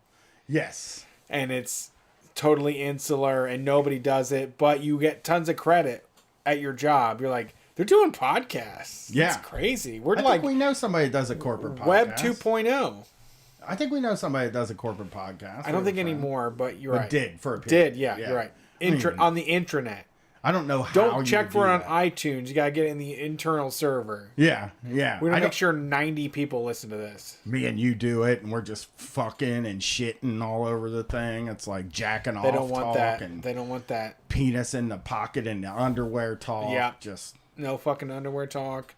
Can you imagine doing a podcast where you can't talk about the penis in the pocket underwear talk? About raccoons having sex at the zoo late at night and paying premium to see it. Like, how would you even do a podcast where you can't do that? I mean, you just kiss your owner's ass and make money. Yeah, you're like, this company's fucking great to LGBTQ people. This company's like, you know, your benefits package fucking really rocks ass. Or like, we have Jan opportunities. We don't have problems here. We have opportunities at Panda Express. Yeah, Jan got a raise and moved up. Can you believe it? You know, that's the kind of talk. Yeah. You know, Corey's going to take on the VP role, and it's going to be it's going to be a big change, but it's exciting things coming soon. I know you've all been wondering about this, but we made sure that Katie knew to smile more. Yeah. You won't see her sourpuss around the office anymore. We reprimanded her for not smiling. All right, last call. It's an anonymous, which makes me nervous. Oh, don't use the N-word. They've waited long enough, but, you know, I guess that makes it more sweet if you're just going to use the N-word. We'll see. Thanks for calling Street Fight. Who are we talking to tonight, and what are your pronouns? P-nouns. Oh, no. Hello? Unmute. And don't use the N-word. Hello? Hello? Hello? Nigger. It was! We got it! We pre-called it. You gotta hang up on him, dude. I know. It takes a second. Ugh. We always catch them. We always know, and then we still take the call, you know? Well, sometimes we have cool people that call anonymously. Yeah, like people from other places and shit. Yeah, I mean, they got to use, like, Google and all that. I told him to unmute so he could use the N-word. Yeah. Like, I even, like, was helping him to prank follow us. the rules. Yeah. This guy needs to be like Papa John's and do a 20-month lesson on how not to use the... Did you see that? Yeah, he's doing like he said he's been electroshock therapy or something. something. He's been working for 20 months not to use the N-word. And it's like, well, good for you, buddy. I mean, it shouldn't be that hard. It shouldn't be a 20-month process. Yeah. But at least I guess you're trying, you know. Yeah. You're not going to get any sort of support or round of applause, though. No. You don't get a round of applause for doing the work. Well, I mean, if I got to say, if the best thing you can do is just say a word on a podcast, I don't think your life is going that great. Well, I don't feel like you have anything to be proud of. Is the best thing that you can do is say a word that makes people mad. Say a racist word, yeah. Well, also it's always like it's a the pathetic last, existence. It's always the last caller, so you can just chop them right off. You know what I mean? It's like, okay. They wasted 50 minutes of their life waiting on a line to say a fucking word. Also, I have heard that word before in my life. And it isn't, I'm not clutching my pearls at all. I've heard it before. Yeah. They're not bugging me here. Yeah, they're not accomplishing anything. It's like a loser lifestyle where you just say bad shit and you don't actually create or do anything that's of any importance. Well, maybe they created that audio clip of the N-word that they play. Who knows? I guess. But yeah, it is like I don't understand why you would do that, but I guess it's like... Well, little dummy that called in, we're going to take a break here. We're going to take a brief pause where you're going to be edited out of the podcast and no one will ever know that you called in. True, yeah. It sucks. Only the people listening right now heard that. So, there you go. Give a pause. Tired episode is... Thanks for listening to the Street Fight Call-In Show. We appreciate everybody that called in and talked to us. We had a lot of great calls tonight, and we were glad to hear from all y'all. We'll be back on Wednesday to do the call-in show. Did you have anything you wanted to add, Brian? Tired show's over. I made it through the tired show, and I think I did pretty good. So, you know, give me a 5-star review just for being brave enough to make it through the call-in show. Yeah, you did a great job. I'm impressed, for sure. Yeah. Well, have a good night. We are Street Fight. Peace.